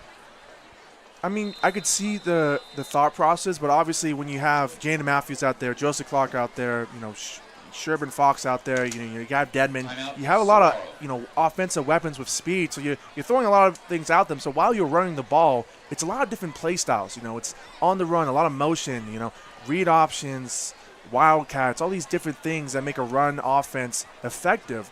So while they're, maybe doing a lot of focusing on the run, they're switching it up with a lot of different and interesting play styles that I think it's been really effective in the first quarter and kind of slowed up so far, but I can see them doing the adjustments heading to the second half. Is that more on Chaparral's defense, kind of figuring some things out? Yeah, Chaparral started the game, starting with a lot of maybe zone coverage, not really selling out for the run. But seeing Sherbin Fox out live, seeing what the play style of the SaberCats, they've been able to adjust, fill 8 men in the box, and just able to read the Wildcat, the motion, able to not get tricked by the misdirections, and they've done a great job of just adjusting so far. And so yeah, I give a lot of credit to the Firebirds' ability to, you get down 14 early, you're starting to look ugly, but you're able to come back, score a touchdown, and then the defense has just been sensational in the second quarter. Third down out of the timeout. Sherbin Fox stepped into one but wouldn't throw it. Now rolling. Trying to break tackles. He does at the first down marker, and EJ carries it across and gets out of bounds to stop the clock at 20 seconds. Yeah, it looked like Dominic Espinosa was kind of mirroring, Sherbin Fox right there. Maybe a QB spy was just reading him. And he had him near the first down, or near the line of scrimmage. But Sherbin Fox was able to just get past him, avoid him for the first down gain. Great play by him just to avoid the pressure, get out of bounds, and stop the clock right there. Another timeout used. What's the end goal here? Obviously a score, but when do you take that first risk with only 20 seconds left? You got to start taking shots eventually. I've liked Sherbin Fox deep ball, even though he hasn't connected, really well with them. He's throwing it in front of them, which is great. You don't want to throw a deep ball short because that gives an opportunity for the defensive back to come back, maybe an interception. So he's throwing it long so only his receiver can grab it. So Sherbin Fox is being smart with the deep ball. It's just he just hasn't been able to connect. And so I would like I wouldn't be mind if he did one right here. Try to find him deep on the sideline because you're going to get man coverage because, Firebirds are really selling out for the run right here. So you're going to get a one-on-one opportunity. And we talked about the speed from the receivers like Spence, who's had a lot of opportunities, especially on that first play of the offensive for the SaberCats. So I would like a deep ball right here. 1st and 10 from the 35. They will throw. EJ will look deep. He will chuck, and he just got nothing on it. It slipped out of his hands. Was looking for Camden Siegel, the tight end, who does not have a catch today. Yeah, Siegel is, he was Wildcat, last game. Hasn't been really a big part of the offense, but obviously, he has 4 touchdowns on the year. It's been a big part of the offense throughout the whole season. Could break away for a big play at any time right there. It looked like Rinaldi actually on that last play had some space, but, Sherman Fox was facing pressure, was able to throw on the run and was able to get shoestring tackled.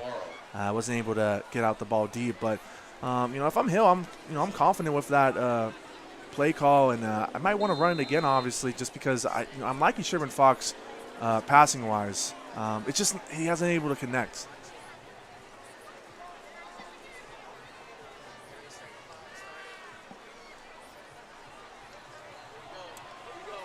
As they take a deep ball downfield, it's intercepted. It took a long time for that one to develop, and Elijah Palmer's coming the other way. This clock is going to run out, and it doesn't matter. But 2 interceptions, or 2 defensive plays in the first half for Chaparral have kept this one close, Tanner. 21-7. Saguaro offensively fast out of the start, but slow to finish this first 24 minutes. Yeah, it was really the Firebirds letting Sherman Fox, an inexperienced first varsity start, try to make a play, in the pocket, try to throw deep, and just wasn't able to get anything going. And it's been the Firebirds, defense has been doing great, forcing the fumble recovery that put him inside, SaberCat territory. Then the interception late, and they did a really great job of trying to stop the run and forcing Sherman Fox to get the pass right there. It's been a great defensive performance in the second quarter by the Firebirds. 21-7, halftime in Scottsdale.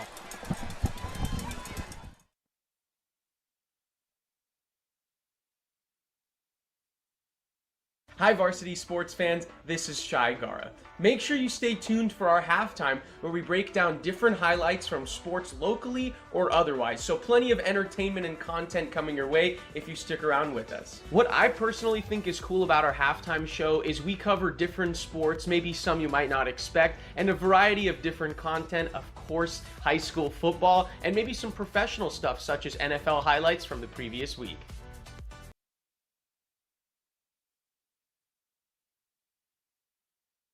Hey guys, Vince here to talk about Angel Dentistry. It's where my wife and I have gone for over 10 years, and we trust them with our routine and extensive dental care because they care. Dr. Amber Angel is an Arizona native, born in the town of Miami, and has been practicing in the Valley over 20 years. For general to comprehensive dental services, call 602-788-2008. Located off of Cave Creek Road just north of the 101 in North Phoenix. Angel Dentistry, proud supporters of our young people and proud partners of the Varsity Sports Show.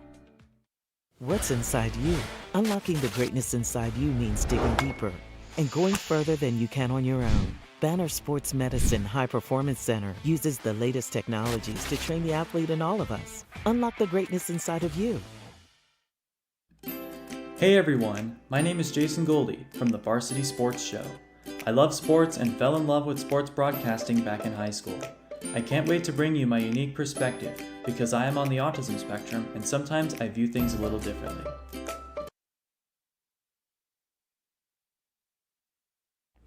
My name is Kyle Krikorian, and I'm a sophomore studying journalism at the Walter Cronkite School of Journalism and Mass Communication. I am thrilled to join the Varsity Media Foundation as a technical director following Horizon High School football this fall. You can find me on Twitter and Instagram at Kyle Krikorian. What's inside you? Is it strength? Is it speed? Is it knowledge of the game?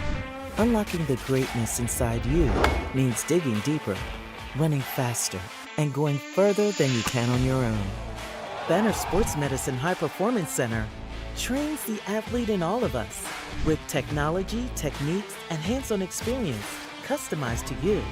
See what you're capable of by unlocking the greatness inside of you. When you think of family restaurants and sports bars, think Bonfire. Bonfire is part of the Tempe landscape, supporting local schools. Join the Bonfire Booster Club Challenge. Mention Corona del Sol, Desert Vista, Marcos de Niza, Mountain Point, or Valley Christian, and that school's sports program will earn loyalty points. The winner after football season will earn a fundraiser at Bonfire. Come for the food and fun, support the community. Bonfire, open every day east of I-10 on Warner. Show your game ticket all day Friday and Saturday and get 15% off. 480-306-6801. The hottest show covering Arizona high school football, Varsity Live. Do you want to hear from players of the week and our own analysts covering all of varsity sports games? We bring you pre-game previews and post-game recaps every single Friday night, wrapped up all into one show called Varsity Live. Tune in at Varsity Sports Show on YouTube Fridays at 6:30 p.m. MST for pregame and 10 p.m. MST for postgame. I'm your host, Kyle Cooper, and I will see you Friday night.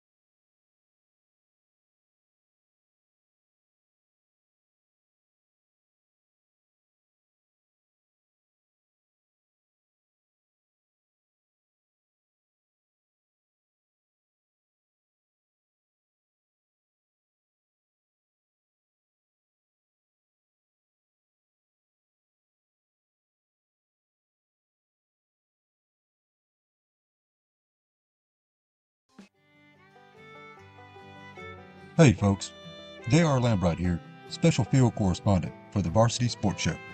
Join me every Saturday from 8 to 10 a.m. Pacific for JR's Texas Tales, where I share stories of Texans who triumphed over adversity and gave back to their local communities. Tune in for a bit of gritty edification on KDUS AM 1060, Arizona.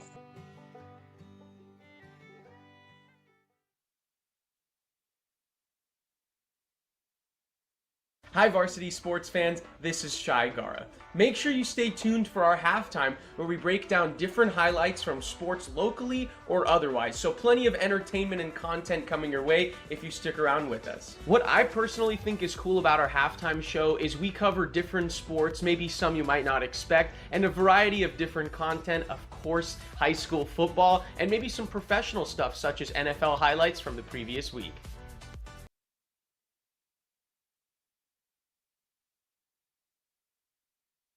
Game 2 of the National League Wild Card Series between the Diamondbacks and Brewers. In case you missed it on Wednesday, we're going to start bottom of the first, bases loaded for Sal Frelick of the Brewers with one out, facing Zach Gallen, the Diamondbacks ace.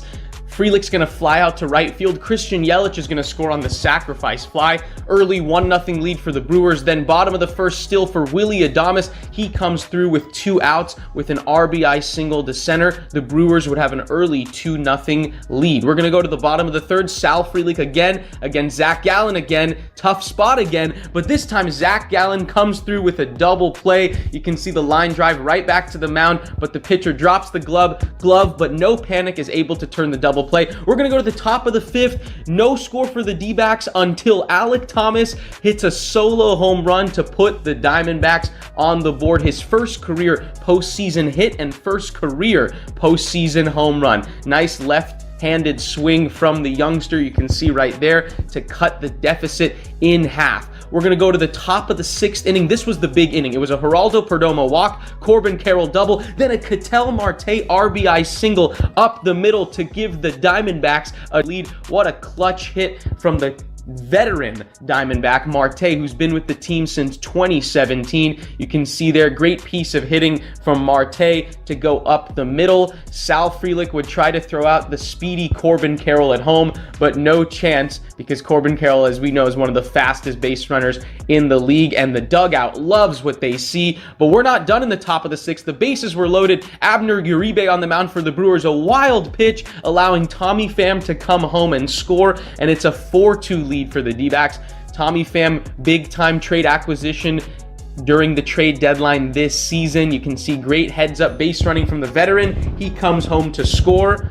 So we're staying in the top of the 6th. Lourdes Gurriel, a little bit of a floater, awkward-looking fly ball, a little bit of a misplay from Christian Yelich, but ultimately it lands for another hit and another RBI from the D-backs. It is 5-2 in the top of the 6th. 3-run lead now. D-backs trying to preserve it. We're going to go to the bottom of the 8th. Kevin Ginkel pitching out of the bullpen for the Diamondbacks, but a bad start to the inning for the D-backs. Good start for the Brewers. Bunt single from Christian Yelich. They get a runner on to start the inning, and then it's William Contreras going the other way, and it's 5-2, 2 on for the Brewers. Then with 1 out, Mark Canha also goes the opposite way. Down the line, it sneaks in for a single, so now the bases are loaded with 1 out for the Brewers.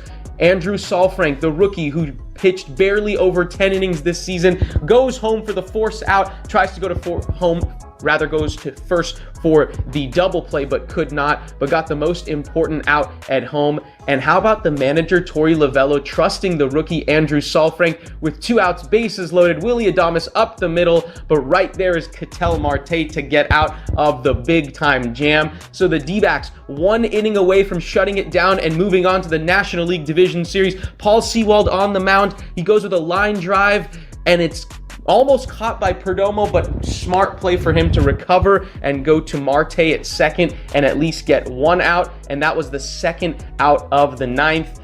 So with the closer on, can they get 1 final out to move on? Not quite yet. Christian Yelich goes the opposite way for a double, and the Brewers once again have an opportunity. It's 2nd and 3rd.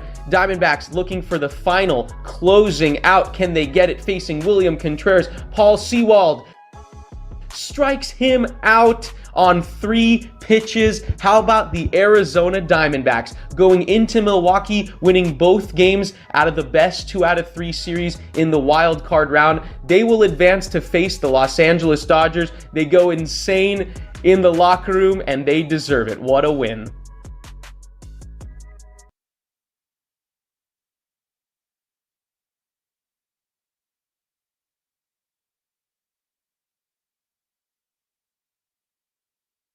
Hey guys, Vince here to talk about Angel Dentistry. It's where my wife and I have gone for over 10 years, and we trust them with our routine and extensive dental care because they care. Dr. Amber Angel is an Arizona native, born in the town of Miami, and has been practicing in the Valley over 20 years. For general to comprehensive dental services, call 602-788-2008. Located off of Cave Creek Road just north of the 101 in North Phoenix. Angel Dentistry, proud supporters of our young people and proud partners of the Varsity.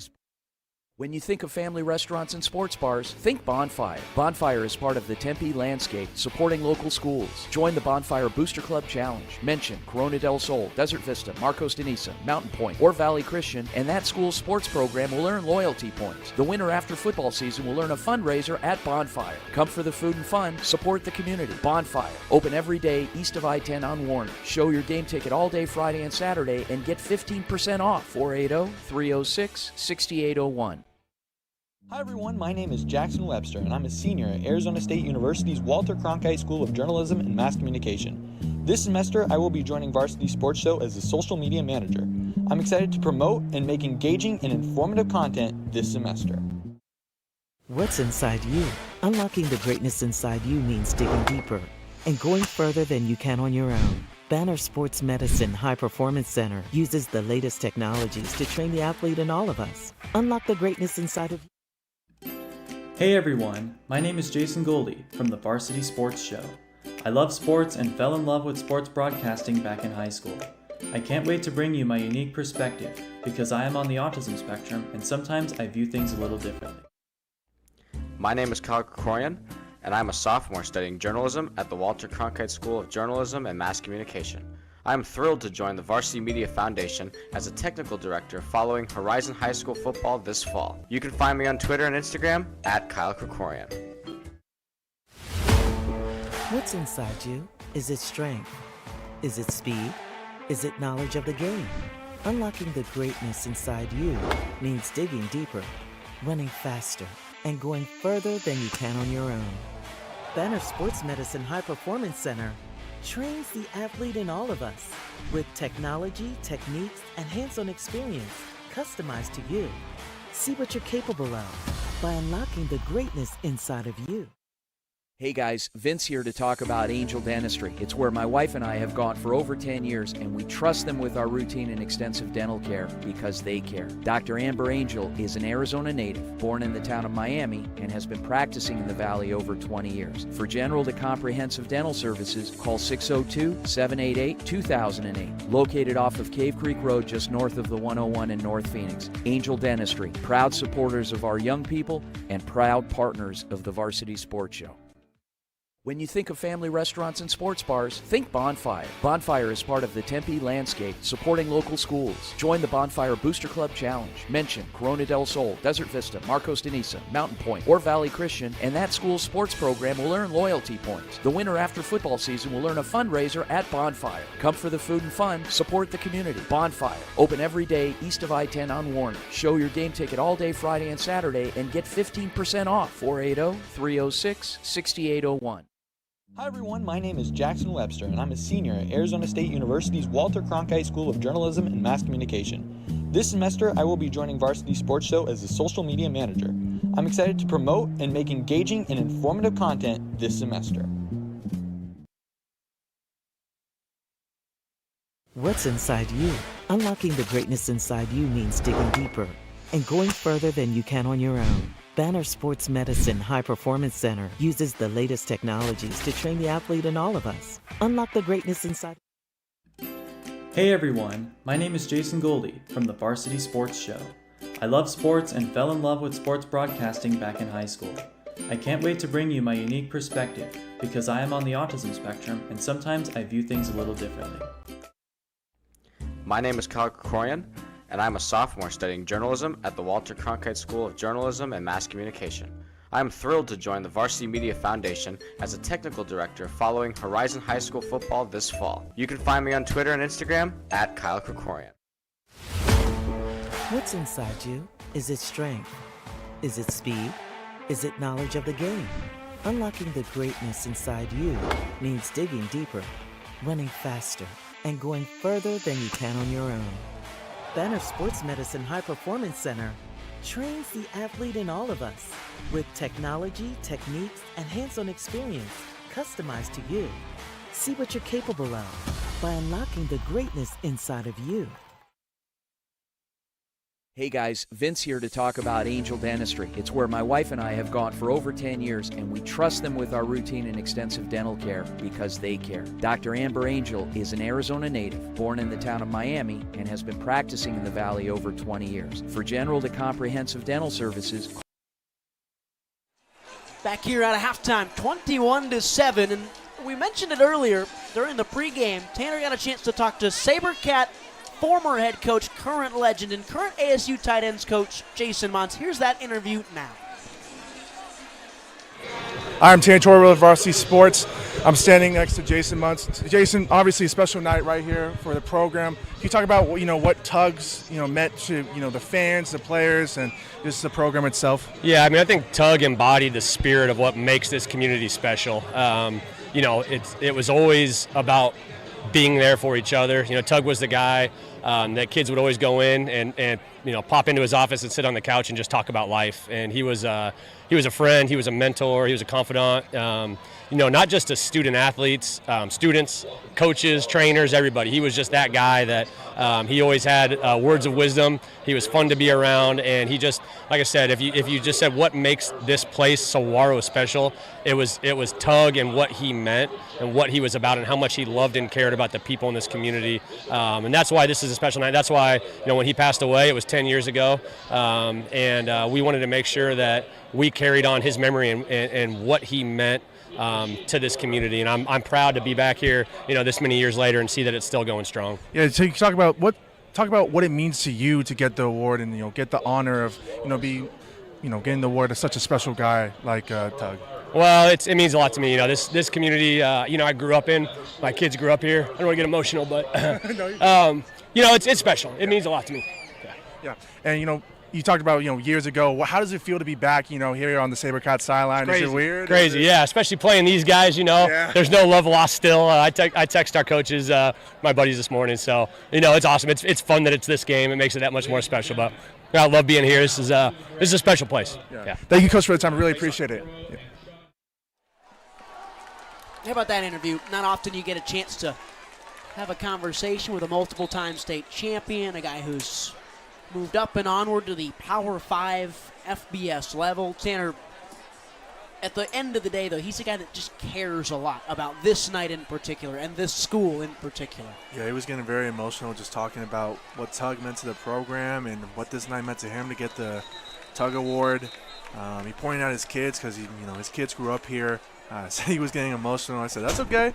It's obviously he has a lot of passion for this school, this program, these fans who have shown up in abundance tonight to show their appreciation for the program, for Tug. It's just been a really emotional but beautiful night of remembrance, celebrating the life and what he's done for this program. And Muntz has done a great job of highlighting and explaining what Tug meant to this program, and it was a great interview. Chaparral have the ball at a halftime, and it's a pass that's caught down the sideline. Was it made in bounds? Looks like it was.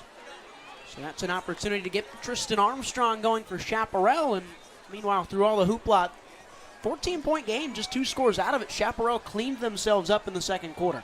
Yeah, when SaberCats jumped up to a 21-0 lead, it looked like that this was going to get ugly for the Firebirds. But like you said, that second quarter, the second half of that second quarter, they really locked in. They had a great trick play to Hunter Warland down the sideline, able to get 7 points there. And then the defense really stepped up, selling out for the run. And as here they go around the edge, and that's a healthy pickup from Seji Hegg.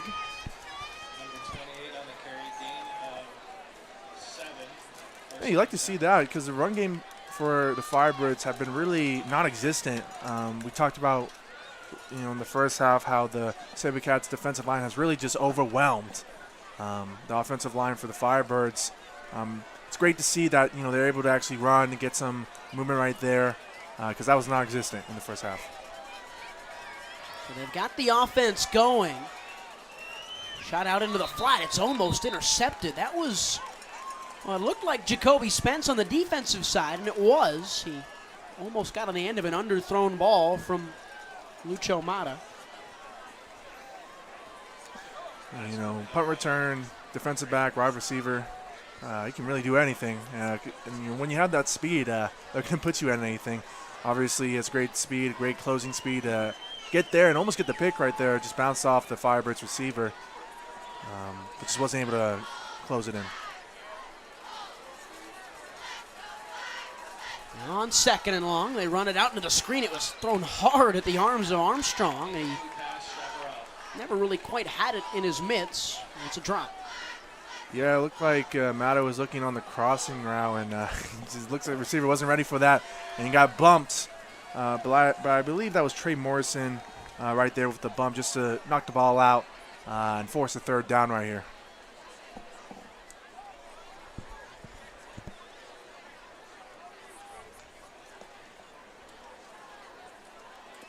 $10 yards to go.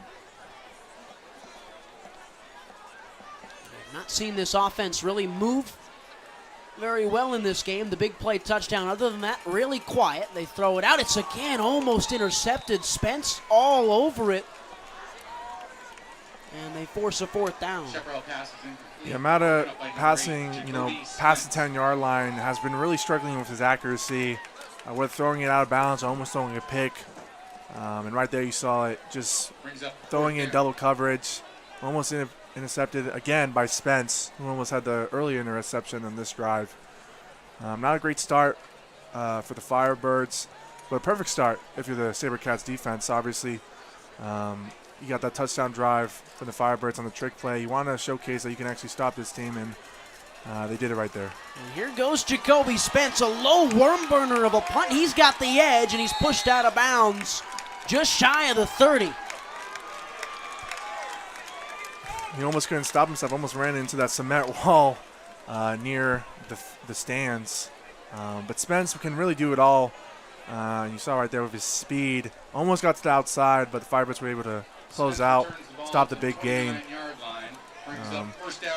We'll see if the Firebirds can continue the success on the defensive end. Obviously in the second quarter, it was a lot of heavy man coverage, loading 8 in the box, forcing Sherman Box to test the one-on-one coverage. And the Firebirds have a lot of great talents in the corners. Jordan Williams, it's another one who had a great deflection earlier in the game. And then they have Justin Fisher also as well, who has 5 pass deflections and 3 interceptions on the year.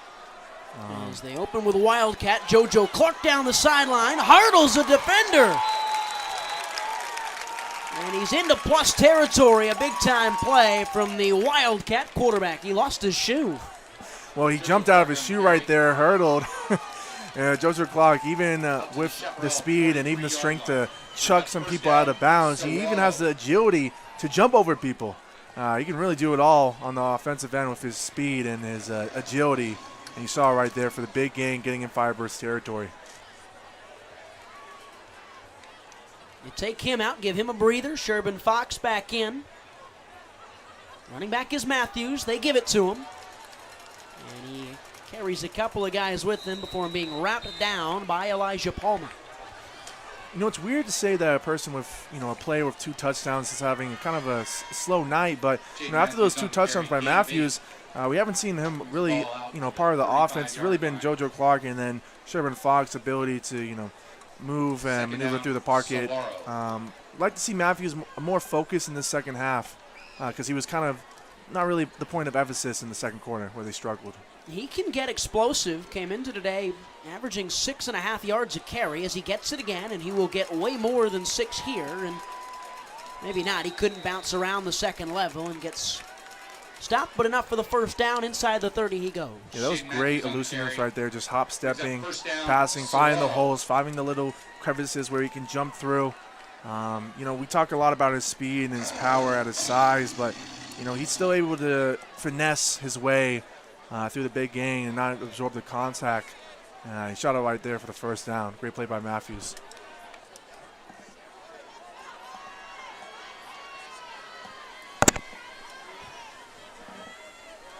Bunch set, Sherman Fox, handoff Jaden Matthews. And this time they give it to him again, and he can't go anywhere. Stuffed for a loss of 1.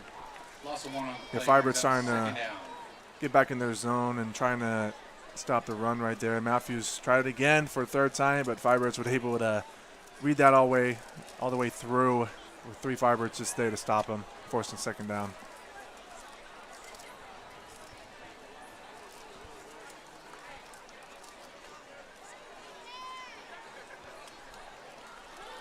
Misdirection, Clark gets out of 1, can't get out of the wrapping arms on his leg for the second. It's job finished off. Again, it's Palmer, and this time Owen Van Ness there too. Got 3, got back above the line of scrimmage. It's 3rd down and 8. Yeah, it looks like the Firebird defender was just trying to hold his shoe right there. Obviously, Clarker's showcase in the first half, his ability to break tackles. So they were taking no chances and waiting for 3 Firebirds to be able to take him down finally. 2 running backs into the game. They will hand it off to Jaden Matthews. Matthews bounces outside, breaks a tackle, plunges over a man for a first down. Into the red zone go the Cats.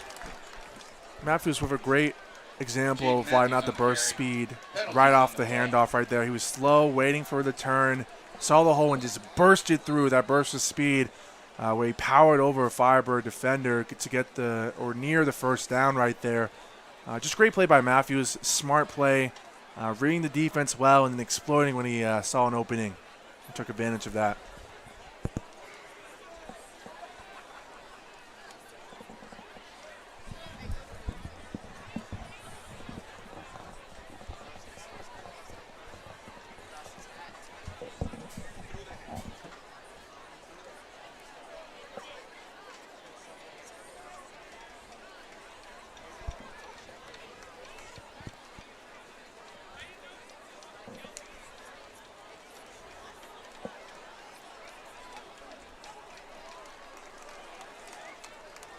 Penalties on the play.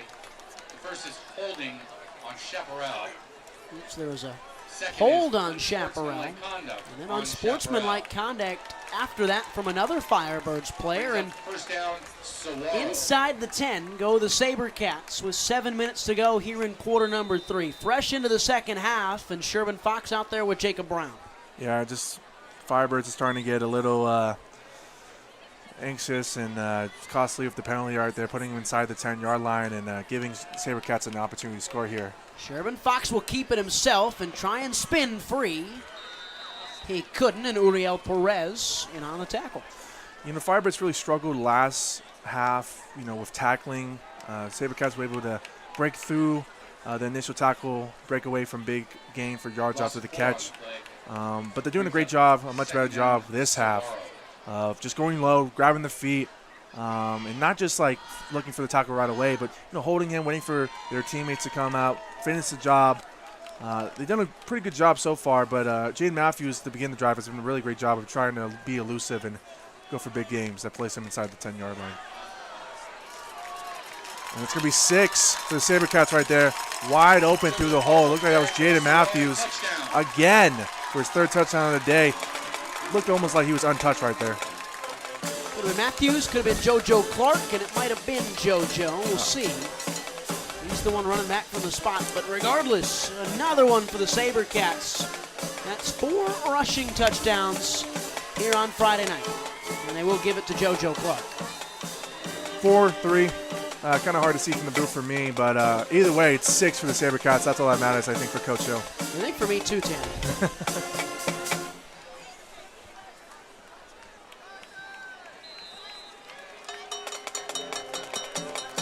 So the offense has been humming along in this one solidly. The best the SaberCats have looked on the ground so far this year, 28-7.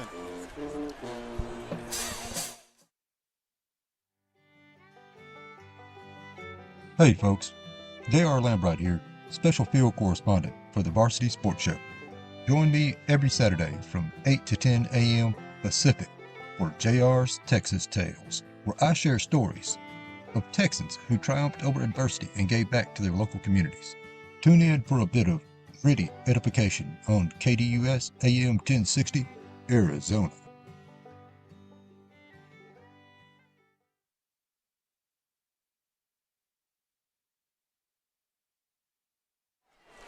Back here, 6:18 to go.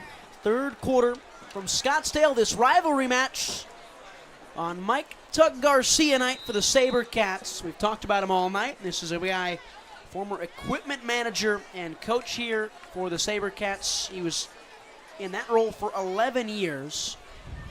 One of the first guys to be friendly to Jason Mons, who we talked to at halftime. He received the award tonight. It's essentially about celebration for a staff member or a community member that has been dedicated to the success of this Saguaro High School and its students, who put others before themselves and who has made a significant contribution and personal sacrifice to the high school. They present them every year with the Mike Tug Garcia Saguaro Legacy Award. This year, the 2023 participant or recipient is Jason Mons. You see us here on our broadcast as well, all decked out with the green lower thirds when we can, when we're bringing up information. We thank our production team and Sammy Rivera, our director, for that neat little nugget just to throw on this broadcast on what is a great night in early October.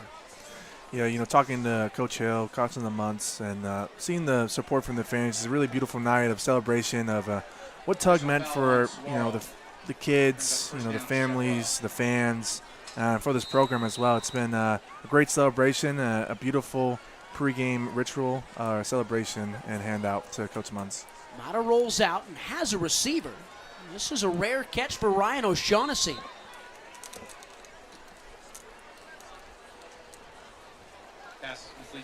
He got 5, and it was maybe Gavin Mesa as well. Both were in a similar spot. Yeah, it was, again, a quick pass, finding him. Looked like on the run right there. Just trying to get quick 5 yards, and that's what you need if you're the Firebirds. Weren't able to capture on momentum entering the second half, and just trying to find anything that's working right now. Mata, quick throw, has his man. That's Armstrong. And a first down. We haven't said that a ton tonight for Chaparral. They're moving, trying to respond to that last touchdown from Saguaro. Yeah, Armstrong was on a curl route right there. Had a lot of space. The SaberCat defensive back was playing way back, and Mata was just able to take advantage, get the first down. Like you said, haven't said that a lot tonight, but still dangerous for a big play, like on their last touchdown for them. Mata's in rhythm now. It's another one out for Titus Gomez. And after the catch he goes, maybe gets 7. And these white jerseys keep going.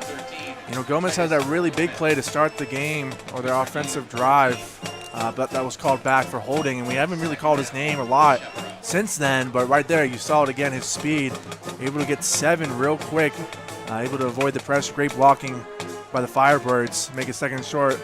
And they're moving along right now, back in SaberCats territory. Let's see if they can put points on the board.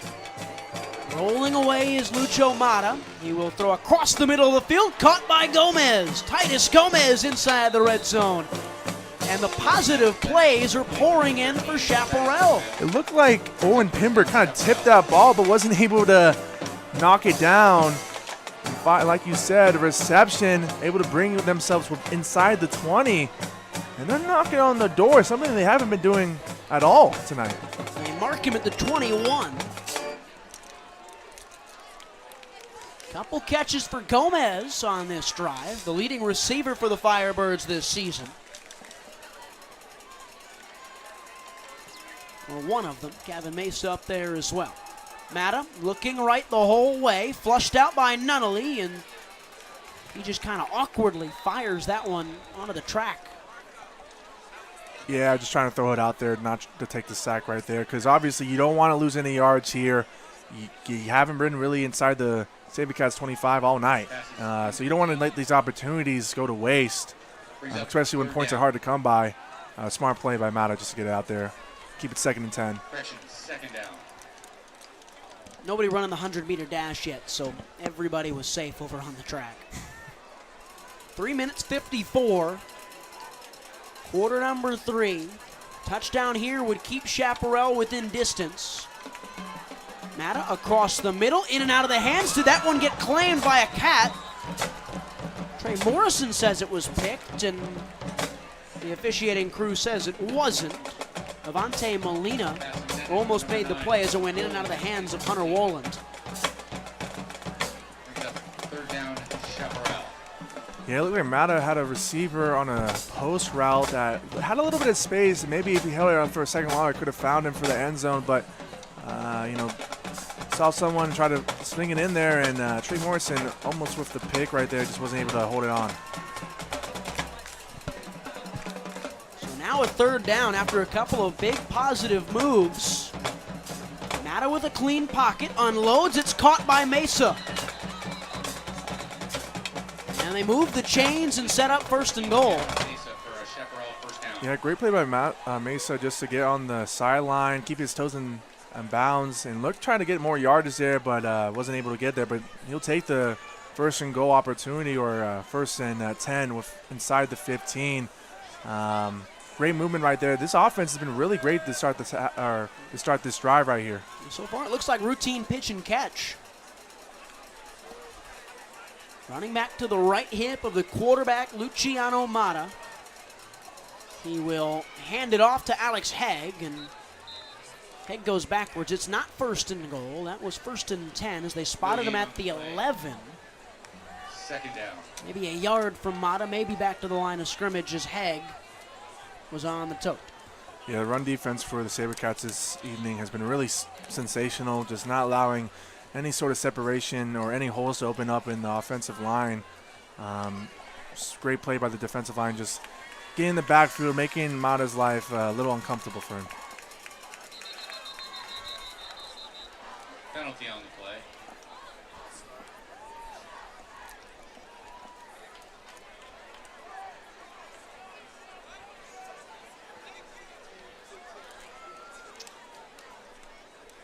Penalty is on Chaparral.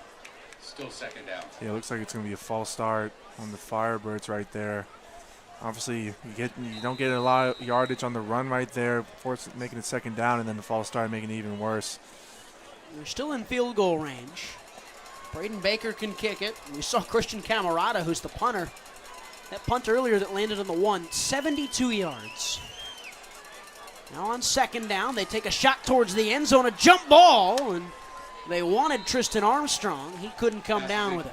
Broken up by number 8, Jacoby Spence. Yeah, Mata was looking on the one-on-one coverage, trusted Armstrong, but Spence, again, showcasing himself to get the deflection right there, locking him down and forcing 3rd down.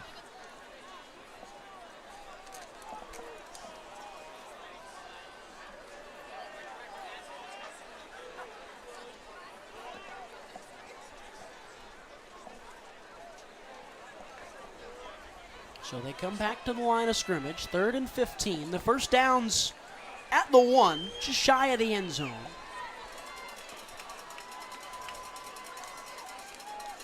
Snap for Mata, stepping up. He'll have to run. Here goes Luciano Mata. And he gets back inside the 10, brought down at the 8. I think this is that was a play that was designed for to go forward on 4th down right here. Obviously down 21 points. You need points, and you need them quickly, and 7's better than 3, especially when you're down 21. So I think they're going to go for it here, obviously this close inside the 10-yard line. They have the ability, they have Armstrong, they have Massa, they have all these players, these playmakers to go out there and grab the ball if they need to. So I like the decision to go for it. They get to the line quickly. 2 minutes to go in quarter number 3. 4th down, and there's a flag. And who's that on? It might have been on Garrett Martin for Saguaro. We'll see. 7 is greater than 3. That I learned that in math. So. And they got Garrett Martin on the outside. So now it's very much 4th and manageable.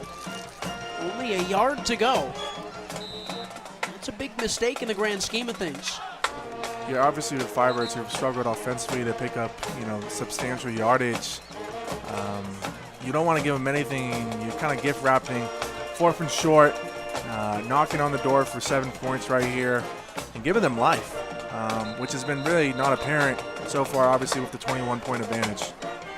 The one saving grace tonight for Saguaro on the defensive side through all the penalties is that they have been good on short yardage territories. They've won the line of scrimmage all night. 4th and 2 when we come back.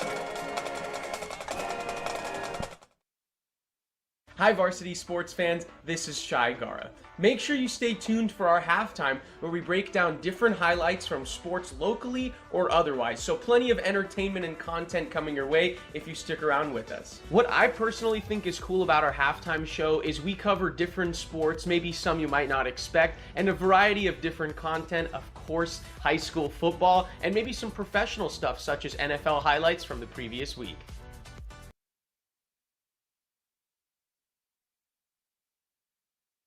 What's inside you?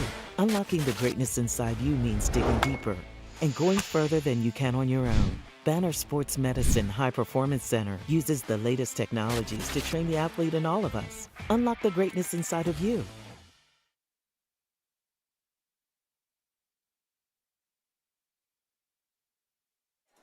Back here, 4th and 2 out of the break. 1:41 to go, 3rd quarter. And a timeout for the SaberCats, who wanted to get a look at the set that Chaparral were going to come out in. Yeah, like you said, they just want to see what they're coming out with, what's the personnel right there. And this is a huge play for the Firebirds. Obviously down 21 points. This, obviously still in the 3rd quarter. It's not a game if you don't get this, but you're just making yourself even a deeper hole if you're not able to convert here. At least get the 1st down, but obviously when you're within the 5-yard line, you're looking for a touchdown right here. So this is a huge play right now for the Firebirds.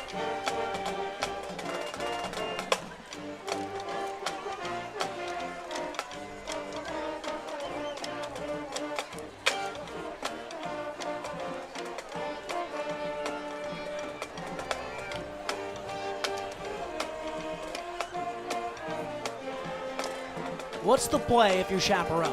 What's your best play that you can dial up on 4th and short where you've struggled all night?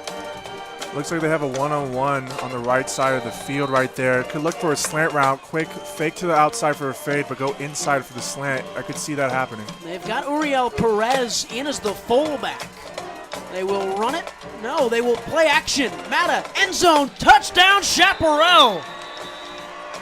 It's the lead receiver, Gavin Mesa, and the Firebirds are still in it. Mesa with a great play right there, catching it on the run, but Mata able to throw it on the run, has struggled all night, able to throw it on the run right there with a person, with a SaberCat in his face, able to slide it in for Mesa right there for the touchdown.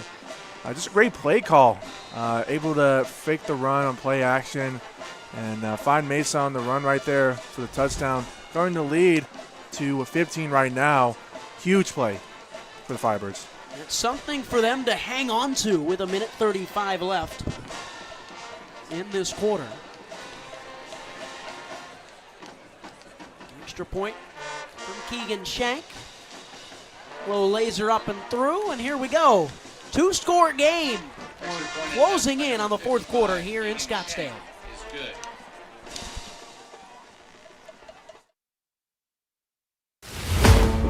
What's inside you? Is it strength? Is it speed? Is it knowledge of the game?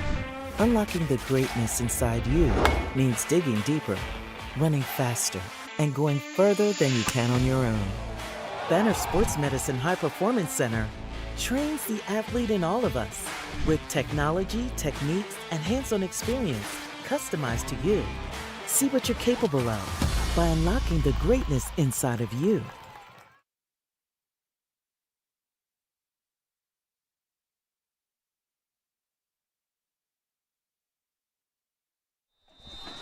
After the touchdown, Saguaro's going to get the football back. Something to say about this Firebirds team, who are 2-4 this season. They were 3-7 a year ago. They have not done a whole lot of winning over the last year and a half, yet they still remain in the fight in this one of the big rivalries in the state. You know, resilient, obviously, like you said, 3-7 last year, 2-4 this year. Obviously, you know, like you said, a struggle over a year and a half, but, you know, they're a proud team, obviously a proud program, with, you know, historic program. They're not going to, you know, despite the shortcomings, they're not going to sit down and, you know, fall down 21-0 and let that determine or define who they are as a team. Able to fight back.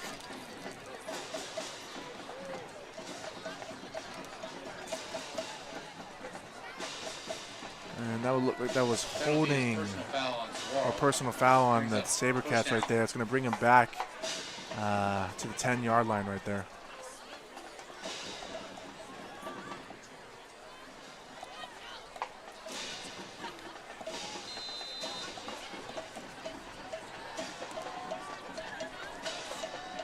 First and 10. It's JoJo Clark. As it has been so often tonight in the Wildcat, he's tripped up. He lost 3 or 4. Yeah, great play by the Firebirds defense, just beating him to the outside, which has been a rare thing tonight. Obviously, Clark with his breakaway speed has just been leaving, you know, the Firebirds in the dust. But right there, and really since, you know, midway through the second quarter, they've done a great job of containing, you know, Clark's speed on the outside and stopping him. You know, last touchdown drive for the Sabercats really was Matthews' ability to navigate through the tackles and through the blockers right there that led to the score. But right there, able to stop Clark on the outside. They bring Sherman Fox back in. They go 2 running backs. Elijah rolls to his left and gets Camden Siegel involved for one of the first times tonight. And the tight end pushed out of bounds late on the far sideline. That's going to be a personal foul on Chaparral after the big gain.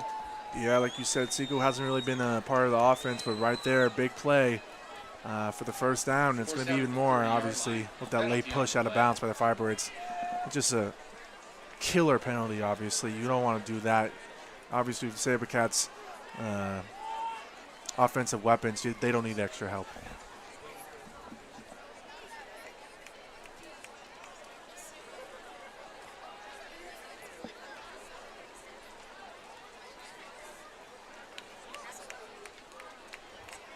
Move him up after that.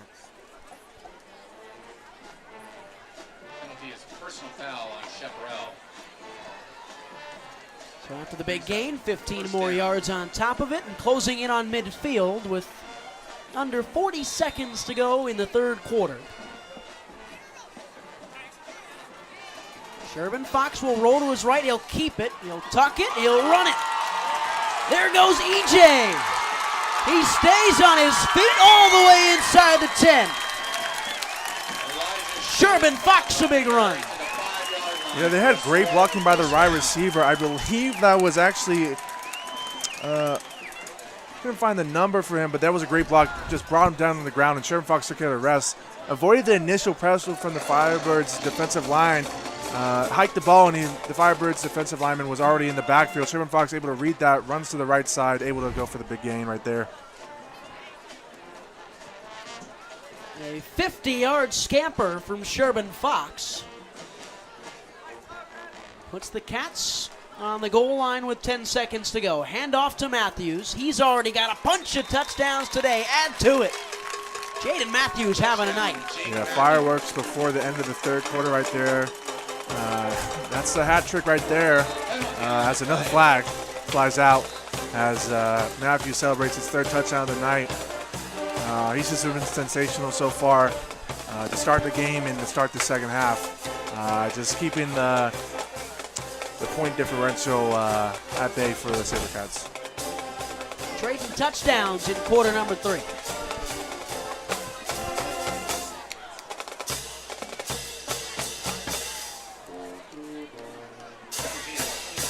Conduct on Chaparral.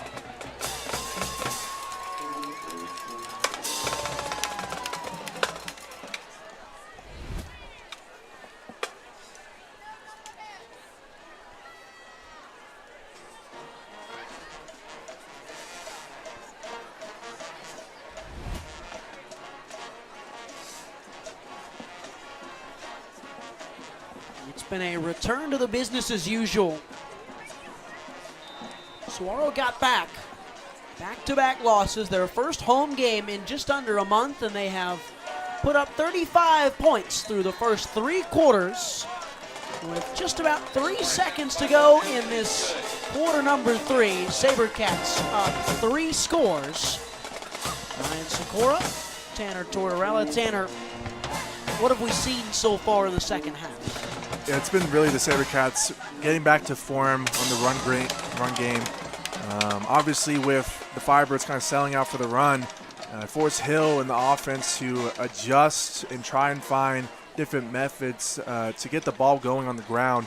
It's been Matthews' ability and elusiveness to get past blockers and tacklers and just trying to get out on that first touchdown drive. And then right there was Sherburne Fox able to read the defense well. Maturing as we're seeing right in front of our eyes. Just his ability to, read the defenders and able to just run past them with his great speed. And he's been as advertised, obviously, with his ability to escape the pocket and go for big gains. And he saw it right there on that latest touchdown drive. It's probably fair to say, and I think EJ probably admitted as well, he's much more a weapon with his legs than he is his arm, but he's very much pretty good at both. A dual threat quarterback, which is something that Mason Bray not necessarily is. Will Menzel certainly isn't right now. So he gives him a different dimension too. Yeah, it kind of opens up the playbook. If you're Coach Hill, obviously you have a bunch of quarterbacks who are all great and sensational at different things. And like I said, it opens up the playbook. Is able to maybe throw in different play styles, throw in Sherburne Fox for a read option. Mason Bray, his ability to read the defense, getting the short yardage motion, obviously, and the deep ball as well. They have a lot of great talent in that quarterback room, and just all learning from one another. It's been a great showing for Sherburne Fox tonight.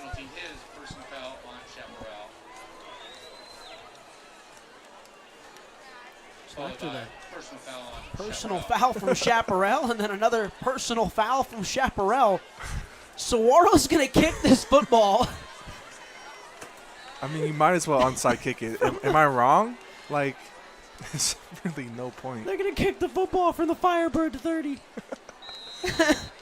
I just feel like, they showed for an onside. This is hilarious. James Hall's the kicker here. There's no hands team out there. Let's see what they do. Is Hall does go onside kick. It's cleanly into the body of Christian Corrales. I think that's the first time an onside kick has been a better option than a touchback. So you kick from the 40, your own 40, in high school football. I believe you kick from your own 35 in college, and in the NFL, is it 30 or is it 35? I think it's 35, yeah. They just kicked from the other team's 30.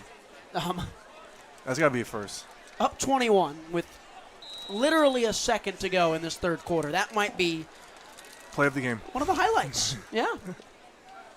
Give James Hall the big trophy after this one. He's the player of the game for his kick from the 30. They show pressure. Nunnally chasing, Nunnally wrapping, and that'll end the third quarter. C.J. Nunnally brings us to Q4. Hold him up. Saguaro's up 3 scores, and they are cruising along against Chaparral on Friday night.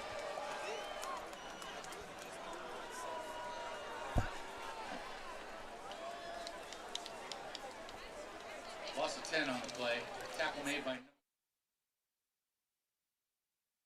When you think of family restaurants and sports bars, think Bonfire. Bonfire is part of the Tempe landscape, supporting local schools. Join the Bonfire Booster Club Challenge. Mention Corona del Sol, Desert Vista, Marcos de Niza, Mountain Point, or Valley Christian, and that school's sports program will earn loyalty points. The winner after football season will earn a fundraiser at Bonfire. Come for the food and fun, support the community. Bonfire, open every day east of I-10 on Warner. Show your game ticket all day Friday and Saturday and get 15% off. 480-306-6801. My name is Kyle Krikorian, and I'm a sophomore studying journalism at the Walter Cronkite School of Journalism and Mass Communication. I am thrilled to join the Varsity Media Foundation as a technical director following Horizon High School football this fall. You can find me on Twitter and Instagram at Kyle Krikorian.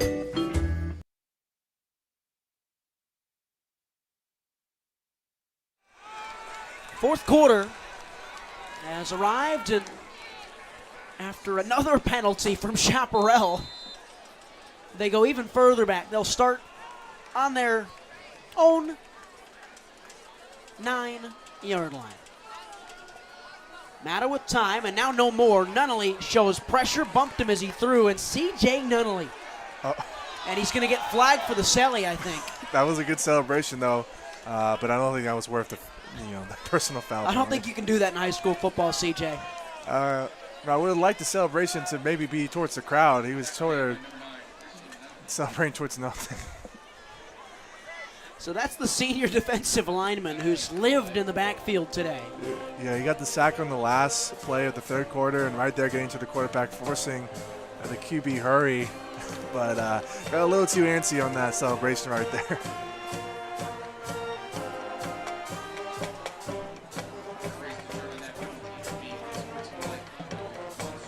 So after that, they go all the way back up to the 23. So it's 2nd down and 7, maybe 6. How about that?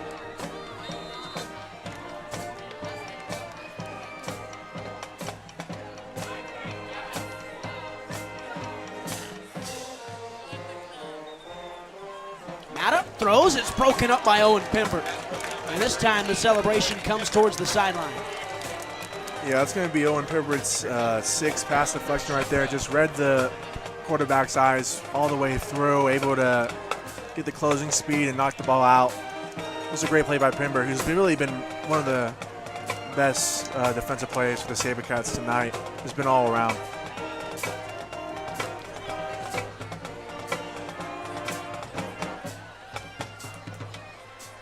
So on 4th down, you might think with the 4th quarter just having started, it might still be enough time for them to go for it on 4th, but no, Doug Nisenson will punt it away. And Camarada, no, Shank is the punter this time. It's a booming one that isn't as good as some of the ones we've seen tonight, and Saguaro will start just inside their own territory. Obviously up 21 points. You just want to be smart here. Obviously with Sherman Fox, his first start. You have these huge leads. You don't want to get too comfortable. So could be anyone's game, especially with the Firebirds defense playing pretty well since the 2nd quarter. Just stopping the run, on occasion. So if you're Hill and you're Sherman Fox and you have the offense, you just want to be smart here. You don't want to try anything to possibly cost you the ball here.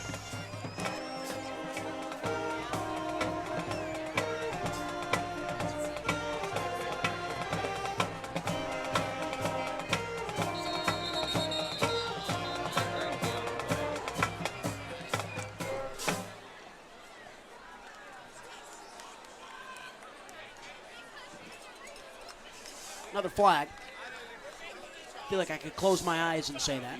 Illegal substitution on Chaparral. I also feel like at this point in the second half, just as I could have for Saguaro in the first half, could have closed my eyes and guessed it was a flag on Chaparral. Just flip a coin. It's probably going to be a good indicator if it's going to be a flag or not. Sloppy play really from both sides. Both coaches are going to be hopping on this in practice next week.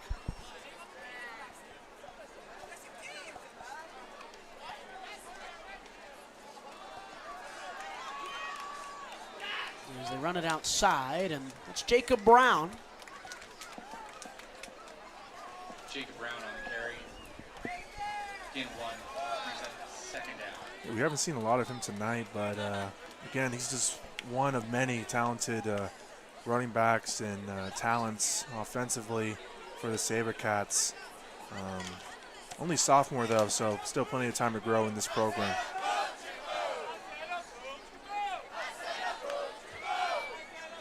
After the gain, got 6 yards at 2nd and 4. They'll give it to Jaden Matthews, who's already got a trio of touchdowns today. Lowers the shoulder and gets the first down. It looks like Matthews did a little bit of a somersault to get back up. Obviously, he's feeling pretty good with 3 touchdowns right now, and you can add another first down run for him right there. Just putting his shoulder down and getting the first down for the SaberCats, getting into Firebirds territory.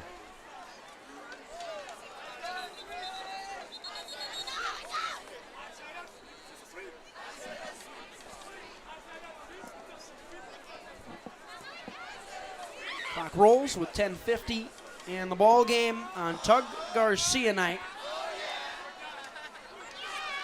Cats wear green for him, as that's a good play defensively. It's Elijah Palmer who's been everywhere for this Shap defense, and they're trying to get fired up. You're really looking for anything to motivate your team to keep fighting, and obviously it's been a hard night. Obviously down 21 points. Offense has kind of struggled to out the gates, and defensively, you had moments, but the SaberCats offense is a machine. When one goes down, another one steps up, and that's been Sherman Fox. It's been JoJo Clark. It's been all these talented offensive weapons for the SaberCats. 2nd and 11. Sherman Fox, they go back to the play that worked earlier. Martin hangs on to this football. Or did he? Did he fumble again, or was he down? They say he was down inside the 10-yard line. Yeah, deja vu a little bit. Like you said, they ran that play earlier, but you ended a fumble, and this time almost ended a fumble, but Martin was able to hold on to it. If it ain't broke, don't fix it, but because he was wide open again down the middle of the field. Sherman Fox able to laser it in, and he was able to run wide open. Yeah, it was Plas Johnson, though, who was plastered to him in the backfield. Johnson brought him down, and Martin, holding that right shoulder, has to go to the sideline. That's the head athletic trainer with him.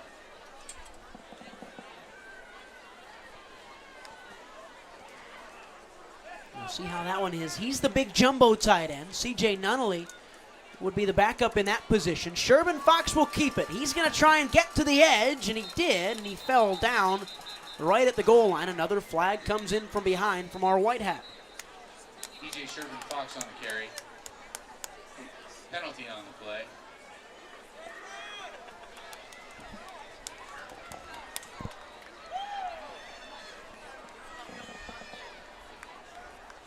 They get the offense for a hold. As good of a time as any to bring up that this Saguaro team was 3-3 last year. They started 2-3 actually, and rattled off 7 straight wins to get to the Open 8 title game where they fell to Basha.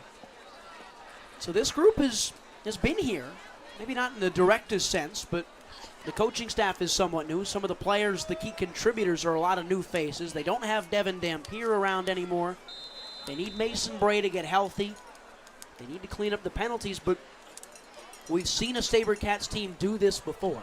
Yeah, this isn't a normal for the SaberCats. Besides last year, they haven't had a season with 4 or 3 losses since 2012.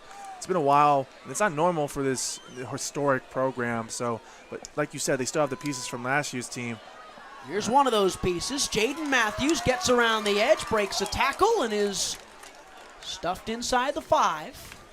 Touchdown saver from Dylan Malumba. It looked like he was eyeing for 4. Kind of gave up with a little attitude. He looks like he wants that 4th touchdown of the night. Came in with 6 on the season. There's a world where he might add a double to that tally.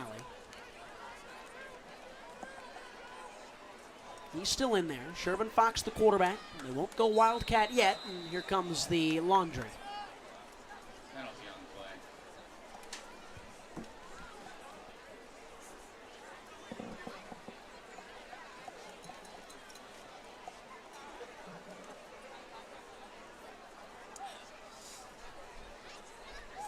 Dead ball foul. Offsides on Saguaro. Offsides on Saguaro.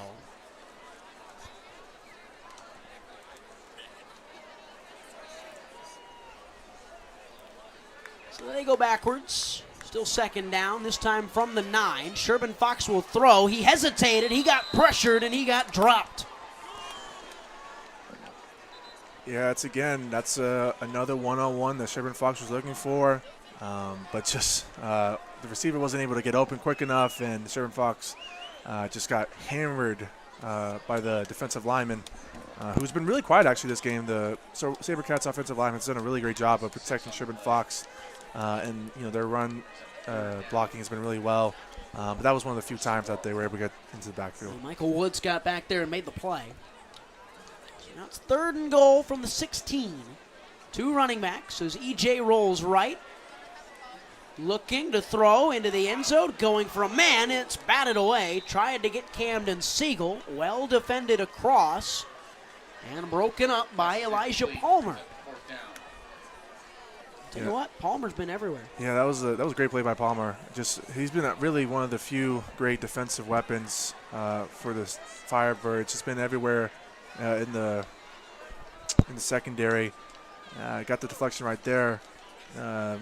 Sherman Fox with a little bit of a lollipop pass, just threw it a little too high, and he was able to recover quickly and get the deflection. A lollipop pass? I said the same thing with Vince. He had the same reaction. It's what I was called in basketball when you throw like a pass that has a lot of air time.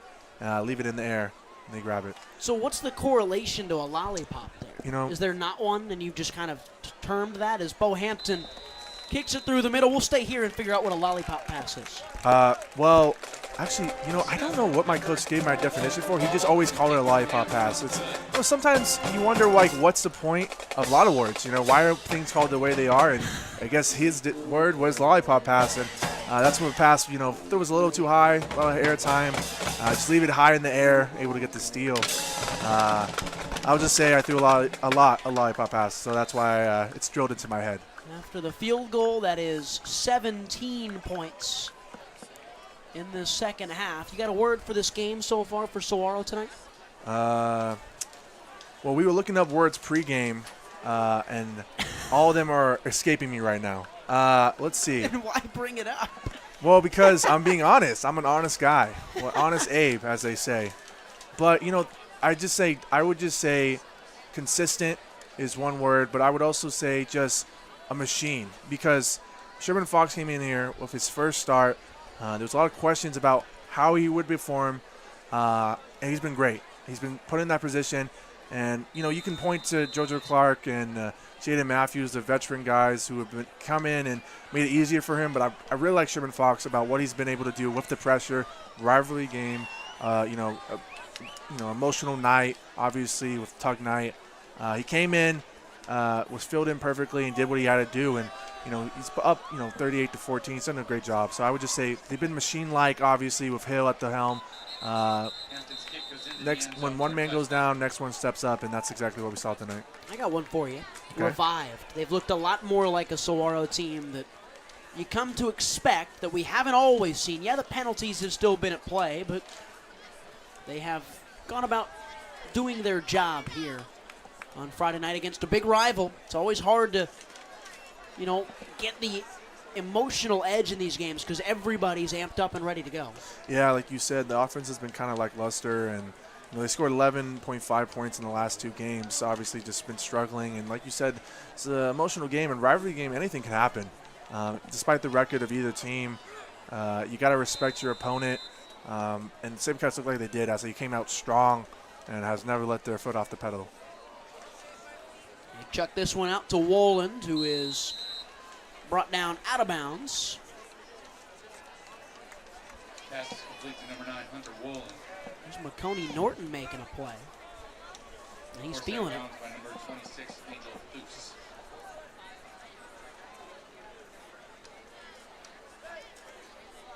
Correction. Tackle made by number 20, Kydell Stone. Might have been Kydell Stone. PA guy said. Stone's listed as 88 on our roster. Flicked around and caught by Mesa, who's got the touchdown today. One of the two, and he gets the first down, moves him just shy of the 40. Yeah, great play call, play action. Finding Mesa in the flats, and he's able to use his big frame, chugged for the first down. And like you said, he's had a touchdown on the night. He's been a really huge part of this offense. Just trying to keep them alive, keep the pulse on this offensive drives. He's been really great.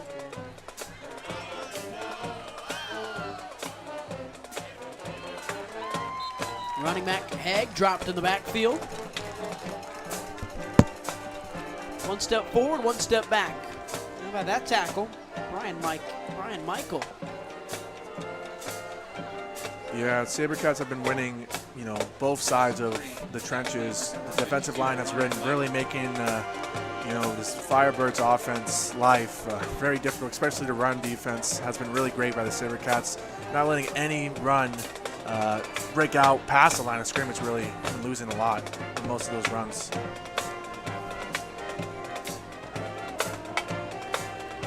On the outside, here comes Chaparral. This game is hit the feel of a foregone conclusion, but that doesn't mean Chaparral's going to stop trying for big plays. On the outside, that was really well done. And Titus Gomez has had a good game after the catch. Yeah, Gomez has a lot of speed, obviously. He's a speed guy, able to break loose in the short game. And you saw right there, he just dropped it off on the flats, and Gomez took care of the rest, just running for the first down right there. And while this game might be a foregone conclusion, obviously you're looking towards next week, and you got great opponents coming up next, so you're just trying to see what works against a great opponent like the SaberCats. And here comes Woland, who makes a bunch miss and gets out into the open field. Hunter Woland, 2 or 3 in front of him. Woland follows the convoy into the end zone. That was a great play by Woland. He started on the right side of the field and saw an opening on the left side, so he took it, and that was great blocking, able by the wide receivers to block the defensive backs for the SaberCats, and he just took care of the rest with his speed, cutting towards the left side of the sideline, and able to swoop in for the big gain and the touchdown for the Firebirds. And so it's a 3-score game. If they go for 2 here, it's a 2-score game. So I don't quite get the decision. If they kick the extra point, they're down 17. They got to score 3 times. If they go for 2 and get it, they only have to score twice. They will kick it still. It's up and good from Keegan Shank, and we'll go to break. 38-21. It's a 17-point lead for Saguaro on Friday night.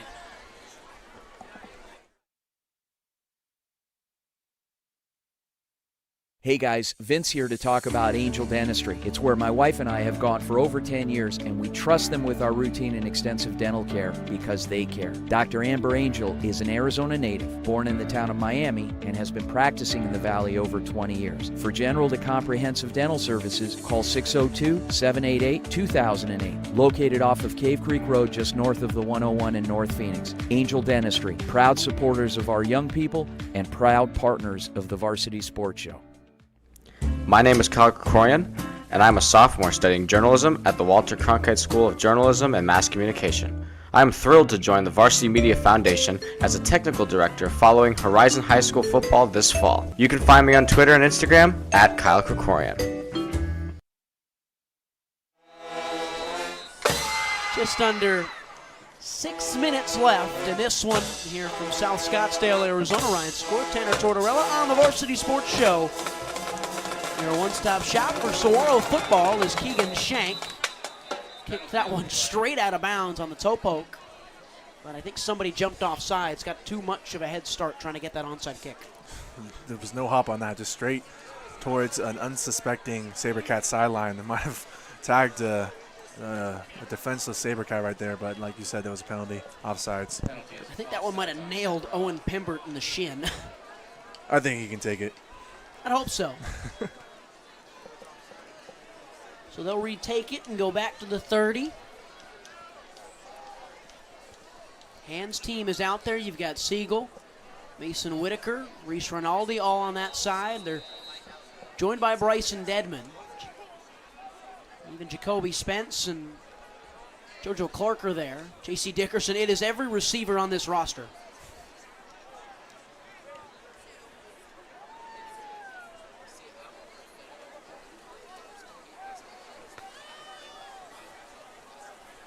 Take 2 for Shank, and he boots it long. That one will comfortably, slowly trot towards the end zone, and from the 20, we get to see Elijah Sherban-Fox again, it's coming down to the wire. He's got a chance to be player of the game. He certainly has the play of the game here tonight. Yeah, obviously that big 50-yard gain towards the end of the third quarter was huge. That set up another touchdown for Jaden Matthews, his third of the game. That essentially, put the nail in the coffin to this one, just expanding that lead. He's been really great in his first start and looking for his first, career win as a varsity level and starting quarterback. He's been really great. Jaden Matthews as well, obviously 3 touchdowns. Can't go wrong there. He's been really great, hammering home, getting the momentum back on their side to start the third quarter. Great runs, finding holes, being elusive. So him and Sherman Fox have been really great as he looks deep. He's taking a shot, and that one bobbled in and out of the hands of Mason Whitaker. Blanketed coverage from Justin Fisher.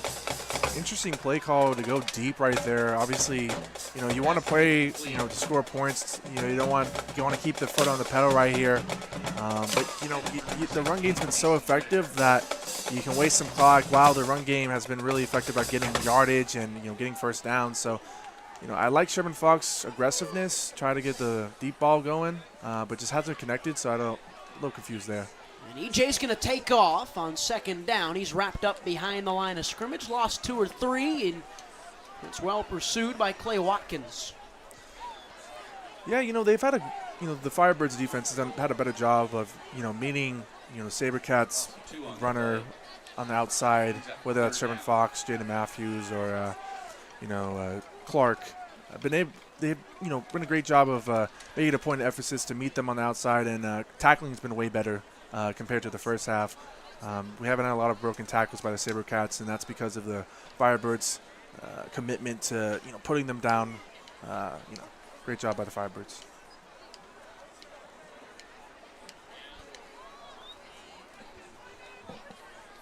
Third down and 12. They'll hand it off. A couple of extra pushes, and Jacob Brown actually got back to the line of scrimmage, possibly got a yard.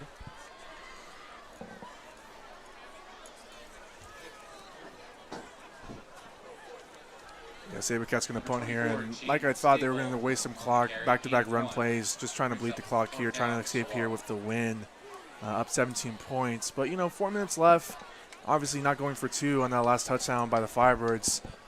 Could be costly. Obviously, if you score here, you make it a 9-point game, and then, you get an onside kick. Anything's possible. But, making it a 3-score game, obviously, it's going to be near impossible to win the game for the Firebirds.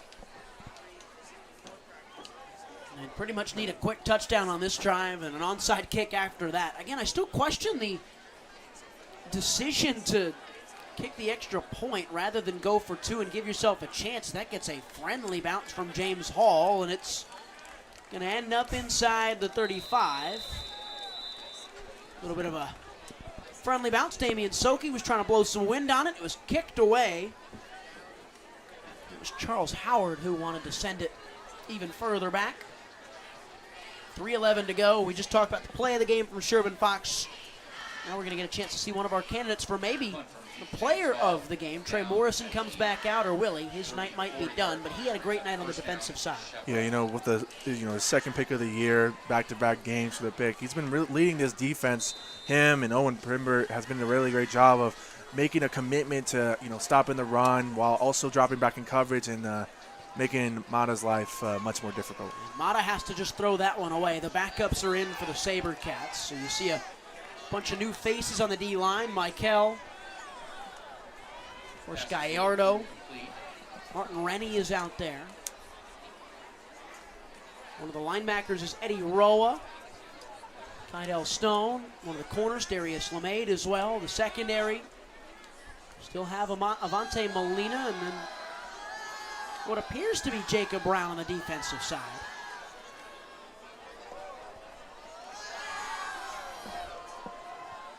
Jack Elrod in there at linebacker too. Time for Mata, who will tuck and run. There's going to be a hold on this play as Mata is ushered out by Martin Rennie.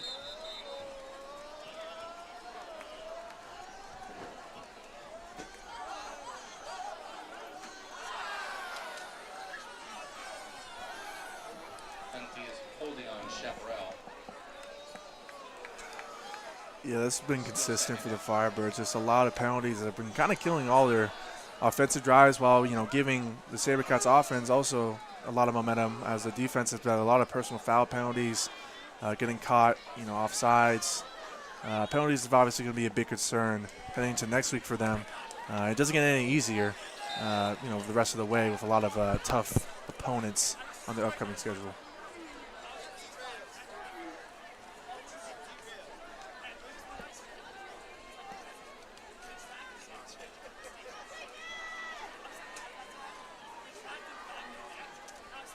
Quick throw out. Trying to break a tackle, and a good tackle from Kydell Stone. Alex Haig out of the backfield made the catch. Yeah, there's a lot of talent on the SaberCats, both offensively and defensively, and you saw it right there, obviously, just getting outside, reading the offense so well, reading the receiver, able to attack. Just top to bottom, and obviously this is a great opportunity for a lot of these guys to get some playing time, showcase what they can do in the limited time that they have.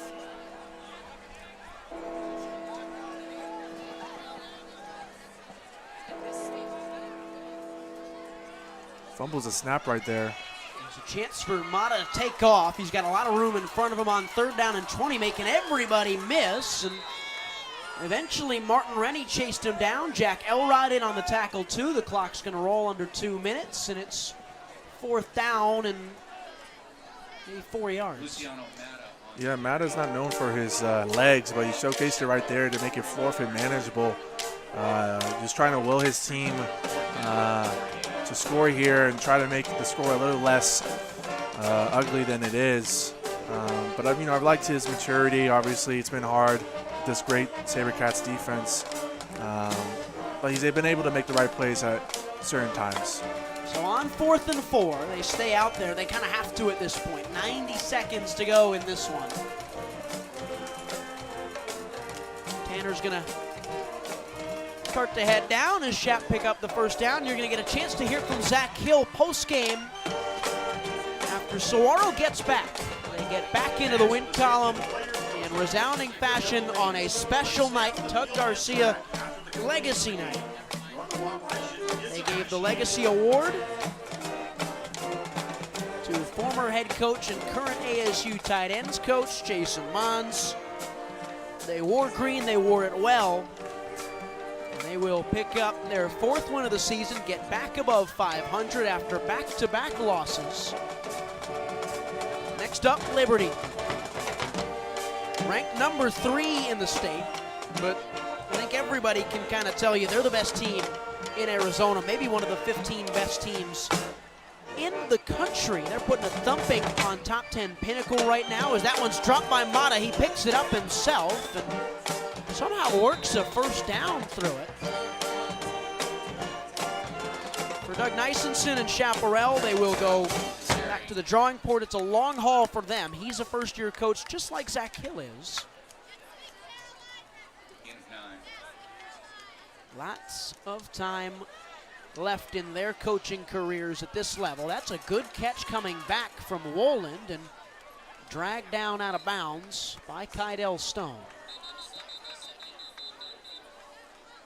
Pass complete to number 9, Hunter Woland. So once again, stick around. Tanner's going to talk to Zach Hill.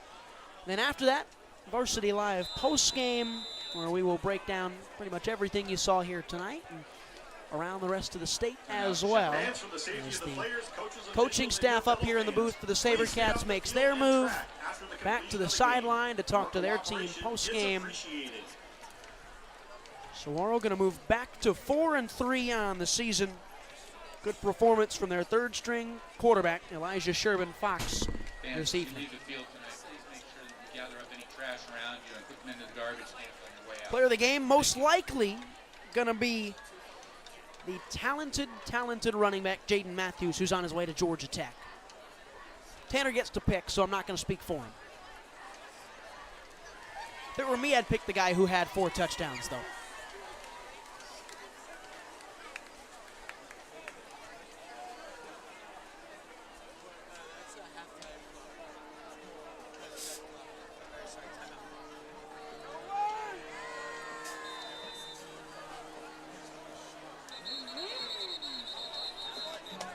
Play blown dead before it could even start.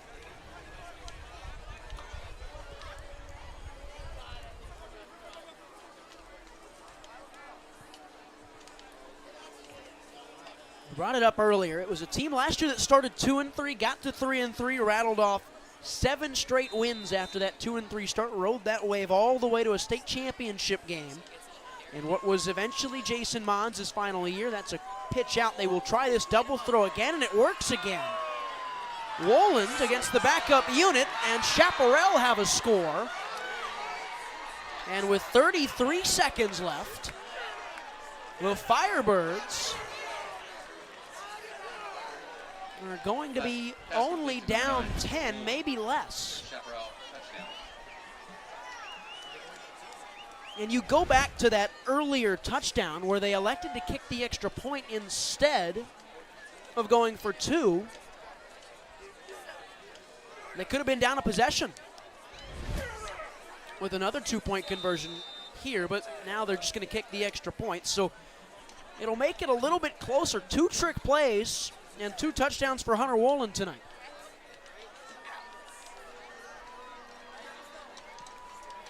Kick is up and good, a 10-point lead for the Saguaro SaberCats. 33 seconds to go in this 4th quarter.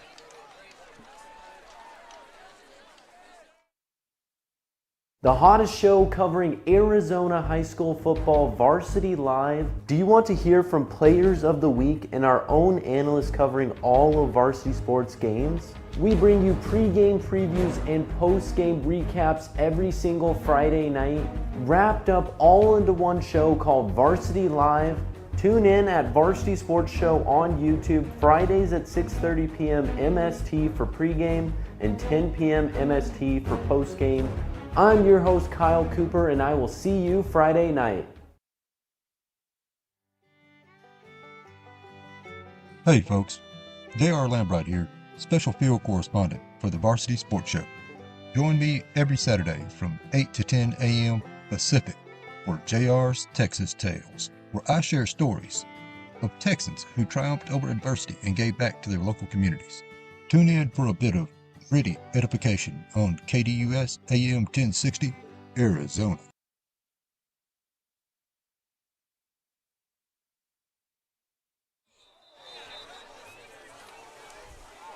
Another play blown dead with a flag on Chaparral.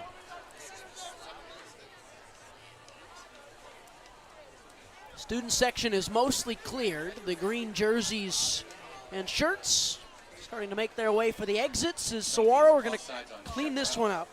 A late touchdown makes it a lot closer on score appearance than maybe it was.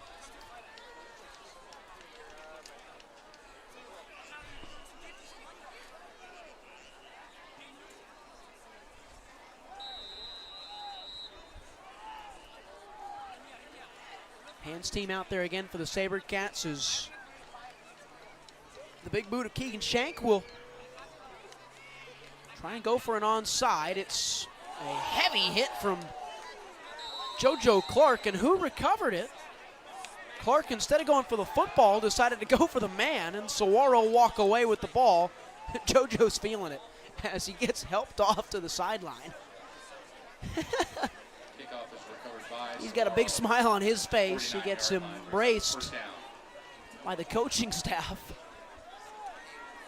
All he had to do was fall on the football. Instead, he took a knock from the biggest guy on the field. And a noticeable limp, but that won't matter. He'll get a chance to work on it. They've got Liberty next week. They need him on full health.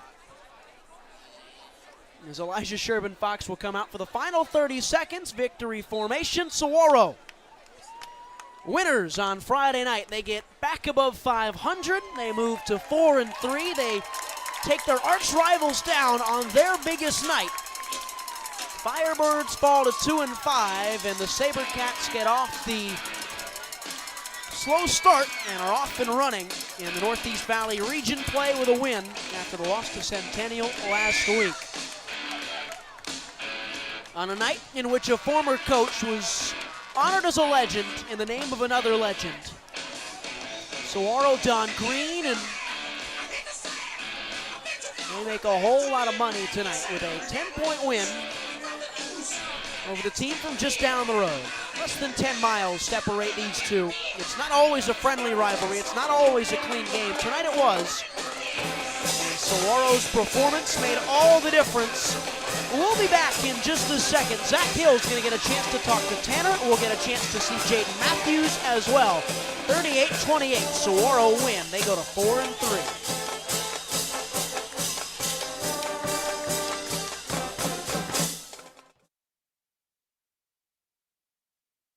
Hey guys, Vince here to talk about Angel Dentistry. It's where my wife and I have gone for over 10 years, and we trust them with our routine and extensive dental care because they care. Dr. Amber Angel is an Arizona native, born in the town of Miami, and has been practicing in the Valley over 20 years. For general to comprehensive dental services, call 602-788-2008. Located off of Cave Creek Road just north of the 101 in North Phoenix. Angel Dentistry, proud supporters of our young people and proud partners of the Varsity Sports Show.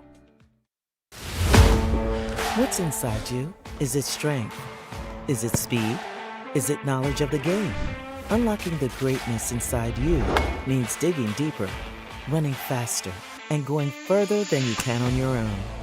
Banner Sports Medicine High Performance Center trains the athlete in all of us with technology, techniques, and hands-on experience customized to you.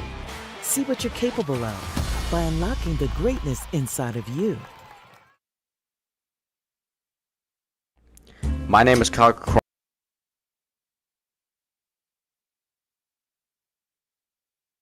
Hey guys, Vince here to talk about Angel Dentistry. It's where my wife and I have gone for over 10 years, and we trust them with our routine and extensive dental care because they care. Dr. Amber Angel is an Arizona native, born in the town of Miami, and has been practicing in the Valley over 20 years. For general to comprehensive dental services, call 602-788-2008. Located off of Cave Creek Road just north of the 101 in North Phoenix. Angel Dentistry, proud supporters of our young people and proud partners of the Varsity Sports. When you think of family restaurants and sports bars, think Bonfire. Bonfire is part of the Tempe landscape, supporting local schools. Join the Bonfire Booster Club Challenge. Mention Corona del Sol, Desert Vista, Marcos de Niza, Mountain Point, or Valley Christian, and that school's sports program will earn loyalty points. The winner after football season will earn a fundraiser at Bonfire. Come for the food and fun, support the community. Bonfire, open every day east of I-10 on Warner. Show your game ticket all day Friday and Saturday and get 15% off. 480-306-6801. Hi everyone, my name is Jackson Webster and I'm a senior at Arizona State University's Walter Cronkite School of Journalism and Mass Communication. This semester I will be joining Varsity Sports Show as the social media manager. I'm excited to promote and make engaging and informative content this semester. What's inside you?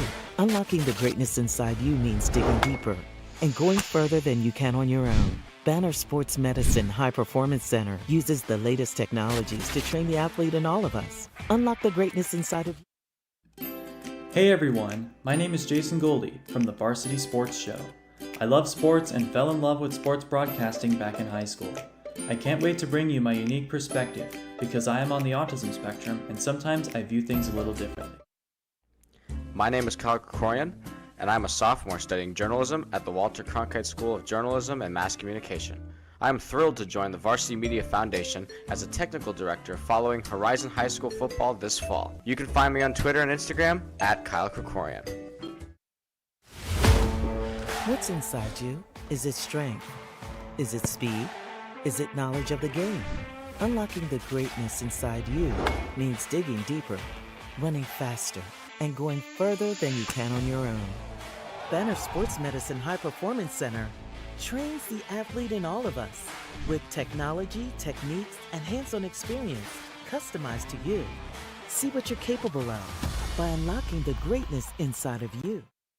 Hey guys, Vince here to talk about Angel Dentistry. It's where my wife and I have gone for over 10 years, and we trust them with our routine and extensive dental care because they care. Dr. Amber Angel is an Arizona native, born in the town of Miami, and has been practicing in the Valley over 20 years. For general to comprehensive dental services, call 602-788-2008. Located off of Cave Creek Road just north of the 101 in North Phoenix. Angel Dentistry, proud supporters of our young people and proud partners of the Varsity Sports.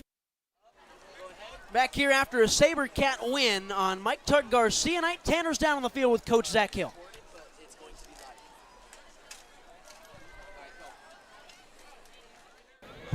Hi, I'm Tantoro of Varsity Sports. I'm standing here with Coach Zach Hill after a 38-28 win. Coach, obviously the run game was going really well. What did you see out there offensively?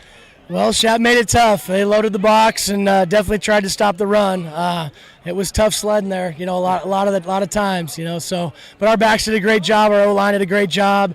We were able to hit some big plays, some big runs, and get after them a little bit. So our guys played hard, and anytime you can come out with a win, it's a good thing. Yeah, you guys seem like to win both sides of the trenches. Obviously, defensive line seemed to make it trouble for the Firebirds offense. What did you see from them that made it difficult for the Firebirds? Yeah, no, I mean, we've got some big guys up front, and that was a big key to the game, was us dominating the line of scrimmage. And we talked about physicality and being the most physical football team, and that was going to be the winner of this game. And so I thought our guys came out with some good energy. They fought hard, and every football game has its ups and downs, and we had plenty of both. So, but it was good to see the smiles after the game, and enjoying a win going into the bye week. Yeah, you get back in the win column. Obviously, this is a special night, good win, but also just to get the mojo back. What are you telling the guys, obviously entering their bye week, to get ready for the second half of the season? We'll jump into that when we get into the bye week. We got a couple days off, and I told them to get away from football a little bit. Let's regroup and recover, and then once we get back, into our practices next week, we'll dial in on our next opponent and get that going. All right, thank you, Coach, for the time. Really appreciate it. All right, thanks. Thank you. Yeah. Oh, Jay, can I get a quick one? Tanner with Zach Hill there, and really quickly, I think we're going to move in with Jaden Matthews in just a moment. We'll try and get these going quick fire. Here's Jaden Matthews, our player of the game. And I'm here, Jaden Matthews, out of a 3-touchdown performance on the hat trick on the night. First time in your career, or are you just used to this now? Nah, it's just used to it, thing. I'm going to be honest with you.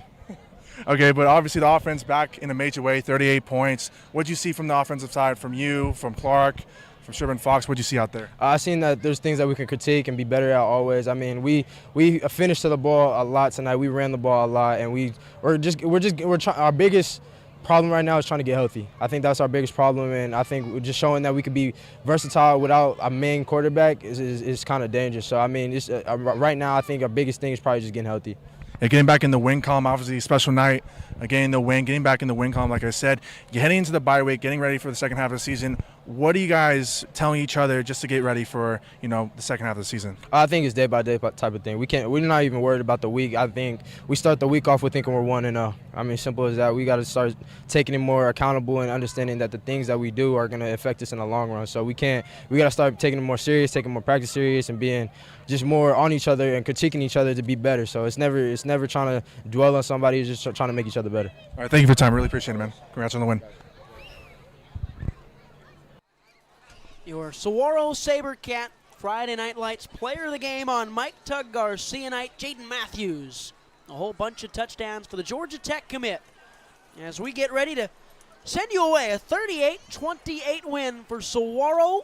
They get back above 500. They move Chaparral down to 2-5 on this rivalry night on the first week of October. For our entire production crew, headlined by Sammy Rivera, Dorian Zavala, for my partner Tanner Tortorella, Ryan Sikora, saying goodnight from Scottsdale here on the Varsity Sports Show.